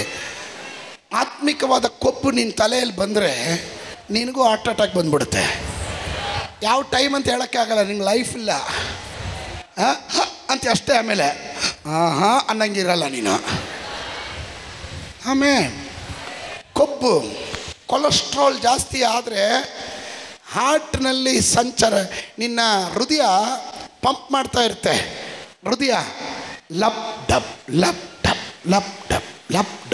ಮಾಡ್ತಾ ಇರುತ್ತೆ, ಪಂಪಿಂಗ್ ಮಾಡ್ತಾ ಇರುತ್ತೆ. ಆ ಪಂಪಿಂಗ್ ನಿನ್ನ ನರ ಇದೆಯಲ್ಲ, ಎಲ್ಲ ಬ್ಲಡ್ ಸೆಲ್ಗಳಲ್ಲೂ ಫ್ಲೋ ಆಗ್ತಾ ಇರುತ್ತೆ. ಅದರಿಂದ ಓಡ್ತೀಯ, ನಡೀತೀಯ, ಮಾತಾಡ್ತೀಯ, ಎಲ್ಲ ಇರ್ತೀಯ. ನೀನು ಕೊಬ್ಬು ಜಾಸ್ತಿ ಆದರೆ ಈ ಪಂಪ್ ಮಾಡು, ಲಪ್ ಡಬ್ ಅಂತ ಹೊಡಿಬೇಕಾದ್ರೆ ಜಾಗನ ಪಂಪ್ ಮಾಡೋಕ್ಕೆ ಆಗಲ್ಲ. ಬ್ಲಾಕ್ ಅಂತಾರೆ ಅದನ್ನು, ಬ್ಲಾಕ್. ವಾಕ್ಯ ಕೇಳಿದಾಗ ನಿನ್ನ ಹೃದಯದಲ್ಲಿ ಒಂದು ಬ್ಲಾಕ್ ಬರುತ್ತಲ್ಲ. ಸ್ತೋತ್ರ. ಹೇಳ್ತೀರ ಇರುವಂಥ ಬ್ಲಾಕು, ಆರಾಧನೆ ಮಾಡದೇ ಇರುವಂಥ ಬ್ಲಾಕು. ಸ್ತೋತ್ರ. ಕೈ ಕೊಡದೇ ಇರೋಂಥ ಬ್ಲಾಕು, ದೇವ್ರ ವಚನ ಹೇಳದೇ ಇರೋಂಥ ಬ್ಲಾಕು, ದೇವರ ವಾಕ್ಯಕ್ಕೆ ವಿರುದ್ಧವಾಗಿ ನಡೆಯೋ ಬ್ಲಾಕ್. ಈ ಬ್ಲಾಕ್ ಎಲ್ಲ ಬರೋದು ಏನು ಗೊತ್ತಾ? ನಿನಗೆ ಹಾರ್ಟ್ ಅಟ್ಯಾಕ್ ಆಗೋದಕ್ಕೆ ಎಲ್ಲ ಸೂಚನೆ ಇದೆ ಅಂತ. ನೀನು ಸಾಯ್ದೆ ಬದುಕಬೇಕಾದ್ರೆ ನೀನು ಕೊಬ್ಬು ಇಳಿಸ್ಬೇಕು. ಅದಕ್ಕೇನು ಬೇಕಂದರೆ ಔಷಧಿ ಕೊಡ್ತಾರೆ. ನೀನು ಬ್ಲಡ್ ಪ್ಯೂರಿಫೈ ಮಾಡೋದಕ್ಕೆ, ಕೊಬ್ಬು ಕರಗಿಸೋದಕ್ಕೆ ಪ್ರೇಯರ್ ವಾಕ್ ಬೇಕು. ಡಾಕ್ಟ್ರ್ ಏನು ಹೇಳ್ತಾರೆ? ವಾಕಿಂಗ್ ಚೆನ್ನಾಗಿ ಮಾಡಿ ಅಂತ. ಏನು ಮಾಡಬೇಕು? ಪಕ್ಕದಲ್ಲಿ ಇರೋರು ಕೈ ಕೊಟ್ಟು ಹೇಳ್ರಿ, ಚೆನ್ನಾಗಿ ಪ್ರೇಯರ್ ವಾಕ್ ಮಾಡಿ. ಸ್ತೋತ್ರ. ಚೆನ್ನಾಗಿ ಕೈ ತಟ್ಟಿ ಆರಾಧನೆ ಮಾಡಬೇಕು. ಏನು ಗೊತ್ತಾ? ನಿನ್ನ ಪ್ರೆಷರ್ ಪಾಯಿಂಟ್ ಎಲ್ಲ ನಿನ್ನ ಬೆರಳಲ್ಲಿ ಇರುತ್ತೆ. ಇದನ್ನು ಸರಿಯಾಗಿ ತಟ್ಟಿ ನೀನು ಆರಾಧನೆ ಮಾಡಿದ್ರೆ ನಿನ್ನ ಬ್ಲಡ್ ಸೆಲ್ ಎಲ್ಲ ಮಲಗಿರೋದೆಲ್ಲ ಬಡ್ದು ಎಬ್ಬಿಸಿ ಆ್ಯಕ್ಟಿವ್ ಆಗಿರ್ತೀಯ. ಆಮೇನ್. ಓದ್ಮಾ. ಇವರ ಕಿವಿ ಮಂದವಾಯಿತು, ಇವರ ಕಣ್ಣು ಮುಚ್ಚಿಕೊಂಡಿದ್ದಾರೆ. ತಾವು ಕಣ್ಣಿನಿಂದ ಕಂಡು, ಕಿವಿಯಿಂದ ಕೇಳಿ, ಹೃದಯದಿಂದ ತಿಳಿದು ನನ್ನ ಕಡೆಗೆ ತಿರುಗಿಕೊಂಡು ನನ್ನಿಂದ ಸ್ವಸ್ಥತೆಯನ್ನು ಹೇಗೋ ಹೊಂದಬಾರದೆಂದು ಮಾಡಿಕೊಂಡಿದ್ದಾರೆ ಎಂಬುದು. ಆದರೆ ನಿಮ್ಮ ಕಣ್ಣು ಕಾಣುತ್ತವೆ. ನಿಮ್ಮ ಕಣ್ಣು ಕಾಣುತ್ತೆ. ಯಾರ ಕಣ್ಣು? ಅನ್ಯ ಭಾಷೆಯಲ್ಲಿ ದೇವ್ರ ಸಂಗಡ ಮಾತಾಡೋ ಕಣ್ಣು ಕಾಣುತ್ತೆ. ಅವನಿಗೆ ರಹಸ್ಯಾರ್ಥಗಳು ಗ್ರಹಿಸೋದಕ್ಕೆ ಜ್ಞಾನ ಇದೆ. ತಿಳ್ಕೊತಾನೆ ಅವನು.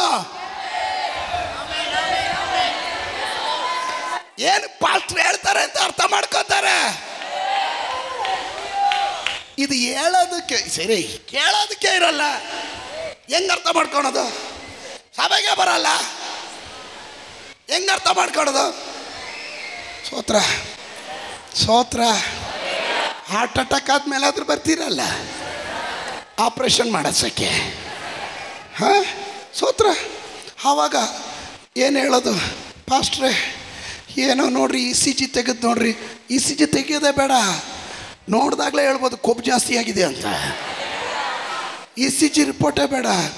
ಬೈಪಾಸ್ ಅಲ್ಲ, ನಿನಗೆ ಎಟ್ಟು ಟೋ ಮಾಡಬೇಕು ಸರ್ಜರಿ, ಬೈಪಾಸ್ ಸರ್ಜರಿ ಅಲ್ಲ. ಸ್ತೋತ್ರ ಬರಲಿಲ್ಲ. ಆಮೇಲೆ ಓಕೆ, 17ನೇ ವಾಕ್ಯಮ್ಮ. ನಿಮ್ಮ ಕಿವಿ ಕೇಳುತ್ತವೆ. ನಿಮ್ಮ ಕಿವಿ ಕೇಳುತ್ತೆ. ಗಟ್ಟಿಯಾಗಿ ಹೇಳ್ರಿ, ನನ್ನ ಕಿವಿ ಕೇಳ್ತದೆ. ಆದುದರಿಂದ ನೀವು ಧನ್ಯರು. ನಾವು ಧನ್ಯರು. ಗಟ್ಟಿಯಾಗಿ ಹೇಳ್ರಿ. ಆಮೇಲೆ ನಿಮಗೆ ಸತ್ಯವಾಗಿ ಹೇಳುತ್ತೇನೆ. ಯಾರು ಹೇಳ್ತಾ ಇರೋದು ಇದು? ಯೇಸು ಸ್ವಾಮಿ ಹೇಳ್ತಾ ಇದ್ದಾರೆ. ಏನಕ್ಕೆ ನಿಮಗೆ ಸತ್ಯವಾಗಿ ಹೇಳ್ತೀನಿ ಅಂದಿದೆ ಅಂದರೆ ಅದ್ರ ಒಳಗಡೆ ನಂಬಿಕೆ ಹೇಳ್ತಿರೋ ಜನ ಇದ್ದಾರೆ. ಅಪ್ಪ ಸತ್ಯವಾಗಿ ಹೇಳ್ತಾ ಇದ್ದೀನೋ. ಅವಾಗಲೂ ಏನದು, ಕೆಲವ್ರಿಗೆ ಏನು ಕಂಡ್ರು ಸಂಶಯ. ನಮ್ಮೊಳಗೆ ಹೇಳ್ತಾನೆ ಇರ್ತೀನಿ, ಕೆಲ ಜೀವಿಗಳಿದ್ದಾರೆ ಅವ್ರಿಗೆ ಸಂಶಯದ ಪಿಶಾಚಿಗಳು ಅದು ಅಂತ. ಕಂಡ್ರೆ ಏನು ಕಂಡ್ರು ಕಾಮಾಲೆ ಕಣ್ಣು ಕಾಣೋದಲ್ಲ ಹಳದಿ ಅಂದಂಗೆ. ಯಾರು ನೋಡಿದ್ರು ಸಂಶಯ, ಏನು ನೋಡಿದ್ರು ಸಂಶಯ, ಅವ್ರು ಬದುಕಿರೋದೇ ಸಂಶಯ. ಸ್ತೋತ್ರ. ಆಮೇಲೆ ಸಂಶಯ ಪಿಶಾಚಿ ಅದು. ಓಕೆ. ನೀವು ನೋಡುತ್ತಿರುವ ಕಾರ್ಯಗಳನ್ನು ಬಹುಮಂದಿ ಪ್ರವಾದಿಗಳು ಸತ್ಪುರುಷರು ನೋಡಬೇಕೆಂದು ಅಪೇಕ್ಷಿಸಿದರು, ನೋಡಲಿಲ್ಲ. ನೀವು ಕೇಳುತ್ತಿರುವ ಸಂಗತಿಗಳನ್ನು ಅವರು ಕೇಳಬೇಕೆಂದು ಅಪೇಕ್ಷಿಸಿದರು. ಇಷ್ಟು ನೀಟಾಗಿ ಮೈಕ್ ಇಟ್ಕೊಂಡು ಪ್ರಸಂಗ ಮಾಡೋದಕ್ಕೆ ಎಷ್ಟೋ ಪ್ರವಾದಿಗಳೆಲ್ಲ ಕಾಯ್ತಾ ಇದ್ರು. ಮೋಶಕ್ಕೆ ಮೈಕ್ ಇತ್ತೇನ್ರಿ? ಸ್ತೋತ್ರ. ಎಲ್ಲಿ ನಿನಗಿತ್ತೇನ್ರಿ? ಇರಲಿಲ್ಲ. ನಾವೆಲ್ಲ ನೋಡ್ರಿ ಹಿಂಗೆ ಪ್ರಸಂಗ ಮಾಡ್ತಾ ಇರೋ, ಏನು ಜಾಲಿಯಾಗಿ ಸೂಟ್ ಕೈಟು ಹಾಕ್ಕೊಂಡಿದ್ರೇನೋ ಅವರು. ಎಷ್ಟೋ ಜನರಿಗೆ ಆಸೆ ನೆರವೇರಲಿಲ್ಲ, ನಮಗೆ ನೆರವೇರಿಸಿದ್ರು ದೇವರು. ಅದಕ್ಕಾಗಿ ಸ್ತೋತ್ರ. ಕೆಲವೊಂದು ರಹಸ್ಯಗಳನ್ನು ದೇವರು ನಮಗೆ ಮಾತ್ರ ಕೊಟ್ಟಿದ್ದಾನೆ. Praying in the spirit. 1 ಕೊರಿಂಥ 13:1-4 ನಾನು ಮನುಷ್ಯರ ಭಾಷೆಗಳನ್ನು ದೇವದೂತರ ಭಾಷೆಗಳನ್ನು ಆಡುವವನಾದರೂ ಪ್ರೀತಿ ಇಲ್ಲದವನಾಗಿದ್ದರೆ ನಾದ ಕೊಡುವ ಕಂಚು ಸಾಕು. ಇಲ್ಲಿ ನೋಡ್ರಿ, ಗಮನಿಸ್ರಿ. ಹಾಗಾದ್ರೆ ಮನುಷ್ಯರ ಭಾಷೆ, ದೇವದೂತರ ಭಾಷೆ. ದೇವದೂತರ ಭಾಷೆ ಅಂದಾಗ 2 ರೀತಿಯ ಕಾರ್ಯಗಳುಂಟಲ್ಲಿ. 1 ಬಿದ್ದೋಗಿರೋ ದೇವದೂತ ಸೈತಾನ್ನು, 2 ದೇವರು ನನಗಾಗಿ ನಿನಗಾಗಿ ಸಿದ್ಧ ಮಾಡಿಟ್ಟಿರುವ ದೂತ. ಇಬ್ಬರ ಹತ್ರ ಮಾತಾಡೋದಕ್ಕೆ ನಿನ್ನ ಕೈಲಿ ಭಾಷೆ ಇದೆ ಅಂತ ಅರ್ಥ. ಹಲೋ, ಇದ್ರ ಒಳಗಡೆ ಇದ್ದವ್ರು ಮಾತ್ರ ಆಮೇಲೆ ಹೇಳ್ರಿ. ದೇವದೂತರ ಭಾಷೆ ನಿನಗೆ ದೇವರು ಕೊಟ್ಟಿದ್ದಾನೆ. 1 ಫಾಲನ್ ಏಂಜಲ್, ಬಿದ್ದೋಗಿರೋ ದೂತ ಸೈತಾನನ ಸಂಗಡ ನೀನು ಅನ್ಯ ಭಾಷೆಯಲ್ಲಿ ಮಾತಾಡ್ತಾ ಇದ್ರೆ ನೀನು ಹಾಕಿದ ಗೆರೆಯಲ್ಲಿ ಅವನು ನಿಲ್ಲಬೇಕು. ಅವನ ಅತ್ತ ಇತ್ತ ತಿರುಗೋದಿಲ್ಲ. ಅನ್ಯ ಭಾಷೆಯಲ್ಲಿ ಮಾತಾಡೋವನ್ನು ಕಂಡ್ರೆ ಸೈತಾನಿಗೆ ಭಯ. ನಿನ್ನ ತಂಟೆಗೆ ಬರಲ್ಲ. ಯಾಕೆ ನಿನ್ನ ತಂಟೆಗೆ ಬರ್ತಾ ಇದ್ದಾನೆ ಅಂದ್ರೆ ನೀನು ಅನ್ಯ ಭಾಷೆ ಮಾತಾಡ್ತಾ ಇಲ್ಲ. ಅದಕ್ಕೆ ಮಾತಾಡ್ ನೋಡು.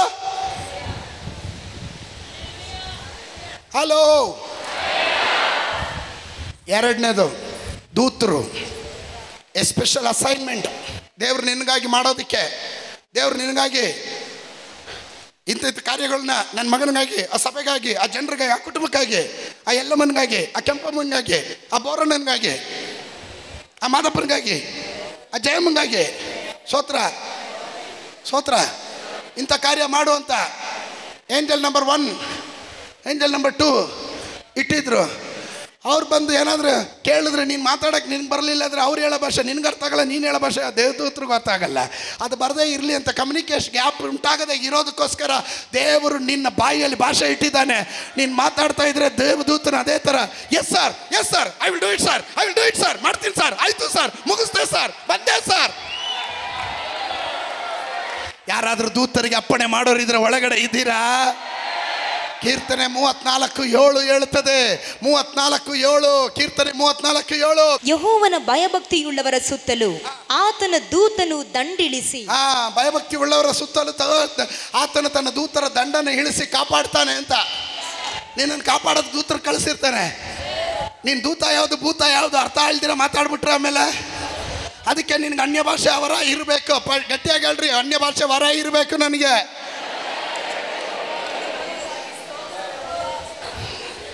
ಐದು ರೋಮಾಪುರದವ್ರಿಗೆ ಬರೆದ ಪತ್ರಿಕೆ 8:26. ಹಾಗೆ ಪವಿತ್ರಾತ್ಮನು ಸಹ ನಮ್ಮ ಅಶಕ್ತಿಯನ್ನು ನೋಡಿ ಸಹಾಯ ಮಾಡುತ್ತಾನೆ. ಯಾರು ಯಾರು? ನಿನಗೆ ಪ್ರಾರ್ಥನೆ ಮಾಡಕ್ ಬರಲ್ಲ. ದೀಪಾಂಜಲಿ ನಗರದಿಂದ ಬರುವಂಥ ಅಜ್ಜಿ ಸಿದ್ಧಮ್ಮ ಅವರೇ ನೋಡ್ರಿ ನಿಜವಾಗಿ ಸಿದ್ಧಮ್ಮ ಆಗಿರೋದು. ಸಿದ್ಧವಾಗಿ ಅವರಿಗೆ ಕಳೆದ ವುಮೆನ್ಸ್ ಮೀಟಿಂಗಲ್ಲಿ ಅವ್ರನ್ನ ಸನ್ಮಾನ ಮಾಡಿದ್ವಿ. ಓದಕ್ಕೆ ಬರಲ್ಲ, ಬರೆಯೋಕ್ಕೆ ಬರಲ್ಲ, ಪ್ರಾರ್ಥನೆ ಮಾಡೋಕ್ಕೆ ಬರೋದೇ ಇಲ್ವಂತೆ. ಗಮನಿಸ್ರಿ, ಈ ಅಜ್ಜಿಗೆ ಪ್ರಾರ್ಥನೆ ಮಾಡೋಕ್ಕೆ ಬರಲ್ವಂತೆ. ಒಂದು ಚೇರ್ ಹಾಕ್ಬಿಟ್ಟು ಕೆಳಗಡೆ ಈ ಅಜ್ಜಿ ಕೂತು ಬೈಬಳು ಒಂದು ಪುಸ್ತಕ ಅಲ್ಲಿ ಮುಂದೆ ಇಟ್ಟು, ಏಸಪ್ಪ ಬಾ ಇಲ್ಲಿ ಬಂದು ಕೂತ್ಕೋ, ಈಗ ನನಗೆ ಓದಕ್ಕೆ ಬರಲ್ಲ, ಬರೆಯೋಕ್ಕೆ ಬರಲ್ಲ, ಪ್ರಾರ್ಥನೆ ಮಾಡೋಕ್ಕಂತೂ ಸ್ವಲ್ಪನೂ ಗೊತ್ತಿಲ್ಲ, ಏನು ಮಾಡೋದು ನನಗಂತೂ ಅರ್ಥ ಆಗಲ್ಲ, ನನಗೆ ಹೆಂಗೆ ಕಲಿಸ್ತೀಯೋ ನೀನೇ ಕಲಿಸು ಅಂತ. ಸ್ತೋತ್ರ. ಈ ಅಜ್ಜಿ ಗಂಟೆಗಟ್ಟಲೆ ಪ್ರಾರ್ಥನೆ ಮಾಡೋದನ್ನು ಪರಿಶುದ್ಧಾತ್ಮನು ಕಲಿಸಿದನಂತೆ. ಈಗ ಈ ಅಜ್ಜಿ 4 ಗಂಟೆಗೆ ಎದ್ದು ಕುತ್ಕೋತಾರೆ, 6 ಗಂಟೆವರೆಗೂ ಸರ ಬಂದಂಗೆ ಬರುತ್ತಂತೆ ಪ್ರಾರ್ಥನೆ. ನಿಲ್ಸೋಕ್ಕೆ ಆಗಲ್ವಂತೆ. ನಿನ್ನ ಆಸಕ್ತಿಯನ್ನು, ನಿನ್ನ ಆ ಬಲಹೀನತೆಯನ್ನು ಗಮನಿಸಿ ಮಾತಿಲ್ಲದಂತೆ ಪರಿಶುದ್ಧಾತ್ಮನು ನಿನ್ನ ಸಂಗಡ ಮಾತನಾಡ್ತಾ ಇರ್ತಾನೆ, ನರಳಾಟ ಮಾಡ್ತಾನೆ. ಯಾರಿಗೋಸ್ಕರನೋ ಪ್ರಾರ್ಥನೆ ಮಾಡೋಕ್ಕೆ ನಿನ್ನನ್ನು ಎಬ್ಬಿಸ್ತಾನೆ. ಯಾವುದೋ ಭಾಷೆ ದೇವರು ನಿನ್ನ ಬಾಯಲ್ಲಿ ಇಡ್ತಾನೆ. ಯಾವುದೋ ಜನಾಂಗದ ಬಿಡುಗಡೆಗಾಗಿ ನೀನು ಅನ್ಯ ಭಾಷೆ ಮಾತಾಡ್ತಿದ್ರೆ ಯಾವುದೋ ಜನಾಂಗ ಎಲ್ಲೋ ಬಿಡುಗಡೆ ಆಗತಕ್ಕಂತೆ ಪರಿಶುದ್ಧಾತ್ಮನು ಮಾತಿಲ್ಲದಂತೆ ನರಳಾಟ ಮಾಡ್ತಾ ಇರ್ತಾನೆ. ಯಾವುದೋ ಬಾಗಿಲುಗಳು ತೆರಿತಾ ಇರುತ್ತೆ, ಎಲ್ಲೋ ಅಭಿಷೇಕ ಇಳಿತಾ ಇರುತ್ತೆ, ಎಲ್ಲೋ ಬ್ರೇಕ್ ಥ್ರೂಗಳು ನಡೀತಾ ಇರುತ್ತೆ, ಎಲ್ಲೋ ಸರಪಳಿಗಳು ಕಡಿದು ಬೀಳ್ತಾ ಇರುತ್ತೆ. ಯಾವುದೋ ಆಸ್ಪತ್ರೆಯಲ್ಲಿ ICU ವಾರ್ಡಲ್ಲಿ ಇರುವ ರೋಗಿಗಳು ಎದ್ದೇಳ್ತಾ ಇರ್ತಾರೆ. ನಿನಗೆ ಗೊತ್ತಿಲ್ಲ, ನೀನು ಅನ್ಯ ಭಾಷೆಯಲ್ಲಿ ಮಾತನಾಡುವಾಗ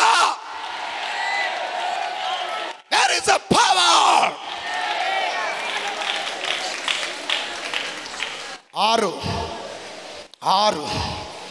1 ಕೊರಿಂಥ 12 8-13 ಮನೆಗೆ ಹೋಗಿ ಓದ್ಕೊಳ್ರಿ.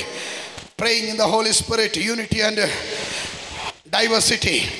ವೈವಿಧ್ಯತೆ ಇರುತ್ತೆ,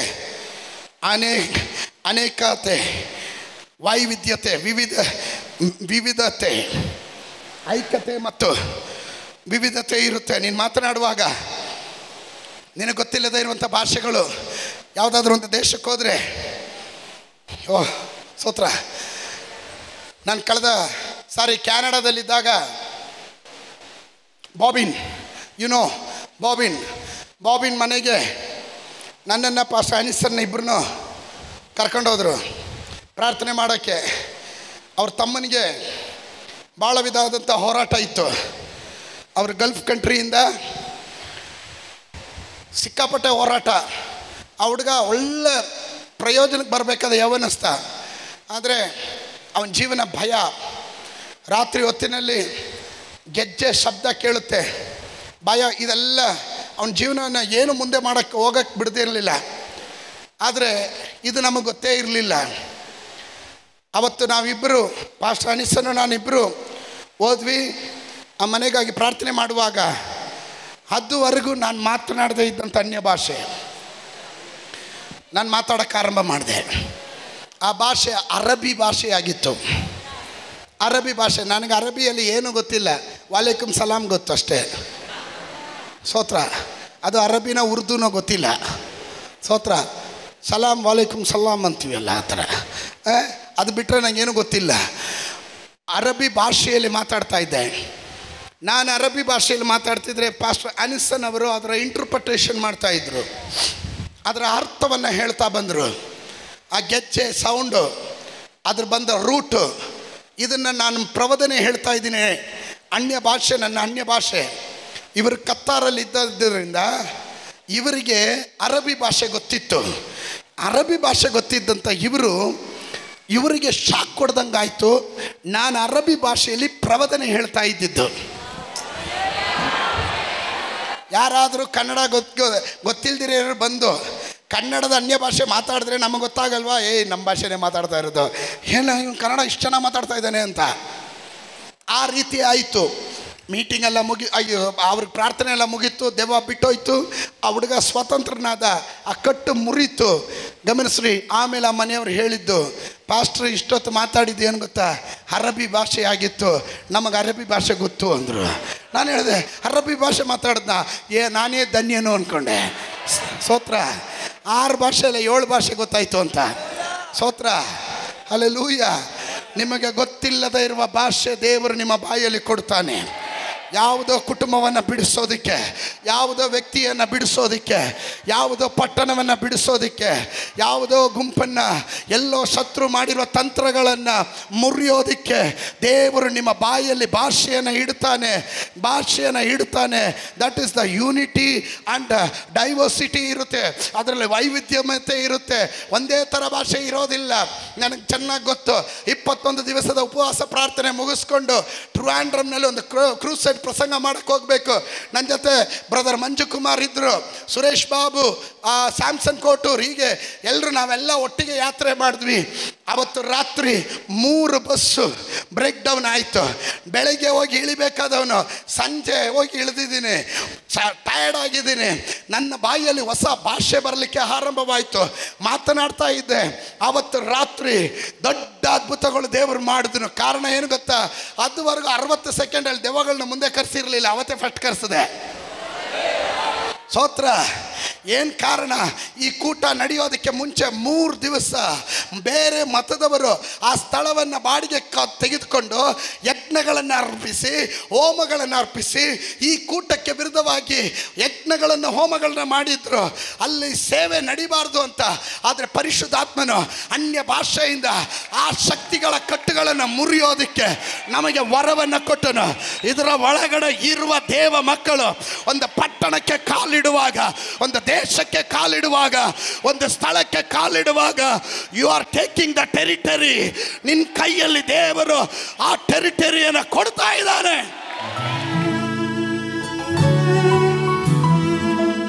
ಯೇಸುವಿನ ನಾಮದಲ್ಲಿ ಕರ್ತನೆ, ನಿನ್ನ ಜನರನ್ನು ನಿನ್ನ ಕೈಯಲ್ಲಿ ಕೊಡುತ್ತೇನೆ, ಸಭೆಯನ್ನು ನಿನ್ನ ಕೈಯಲ್ಲಿ ಕೊಡುತ್ತೇನೆ. ಒಂದು ಸುರಕ್ಷಿತವಾದ ಕಾವಲು, ದೂತರ ದಂಡನೆ ಇಳಿಸುವ ಕಾಯುವಂತ ಆ ಕಾವಲಿನಲ್ಲಿ ಒಪ್ಪಿಸ್ತಾ ಇದ್ದಾನೆ. ಆತ್ಮಗಳಲ್ಲಿ ಯಾರು ಕಡಿಮೆ ಆಗದಂತೆ ಬಲವುಳ್ಳವರು ಪುಷ್ಟಿ ಉಳ್ಳವರಾಗಿ ಇನ್ನು ಹೆಚ್ಚಿನ ಆತ್ಮಗಳೊಂದಿಗೆ ಸಭೆಯಲ್ಲಿ ಕೂಡಿ ಬರತಕ್ಕಂತೆ ಅವರನ್ನು ಆಶೀರ್ವದಿಸಿ ಅನುಗ್ರಹಿಸು. ಕೊಟ್ಟ ಜಯಕ್ಕಾಗಿ ಸ್ತೋತ್ರ. ಯೇಸುವಿನ ನಾಮದಲ್ಲಿ ಬೇಡ್ತಾನೆ. ಜನ ಗಟ್ಟಿಯಾಗಿ ಹೇಳಲಿ, ಮತ್ತೊಮ್ಮೆ ಹೇಳಲಿ, ಮಗದೊಮ್ಮೆ ಹೇಳಲಿ.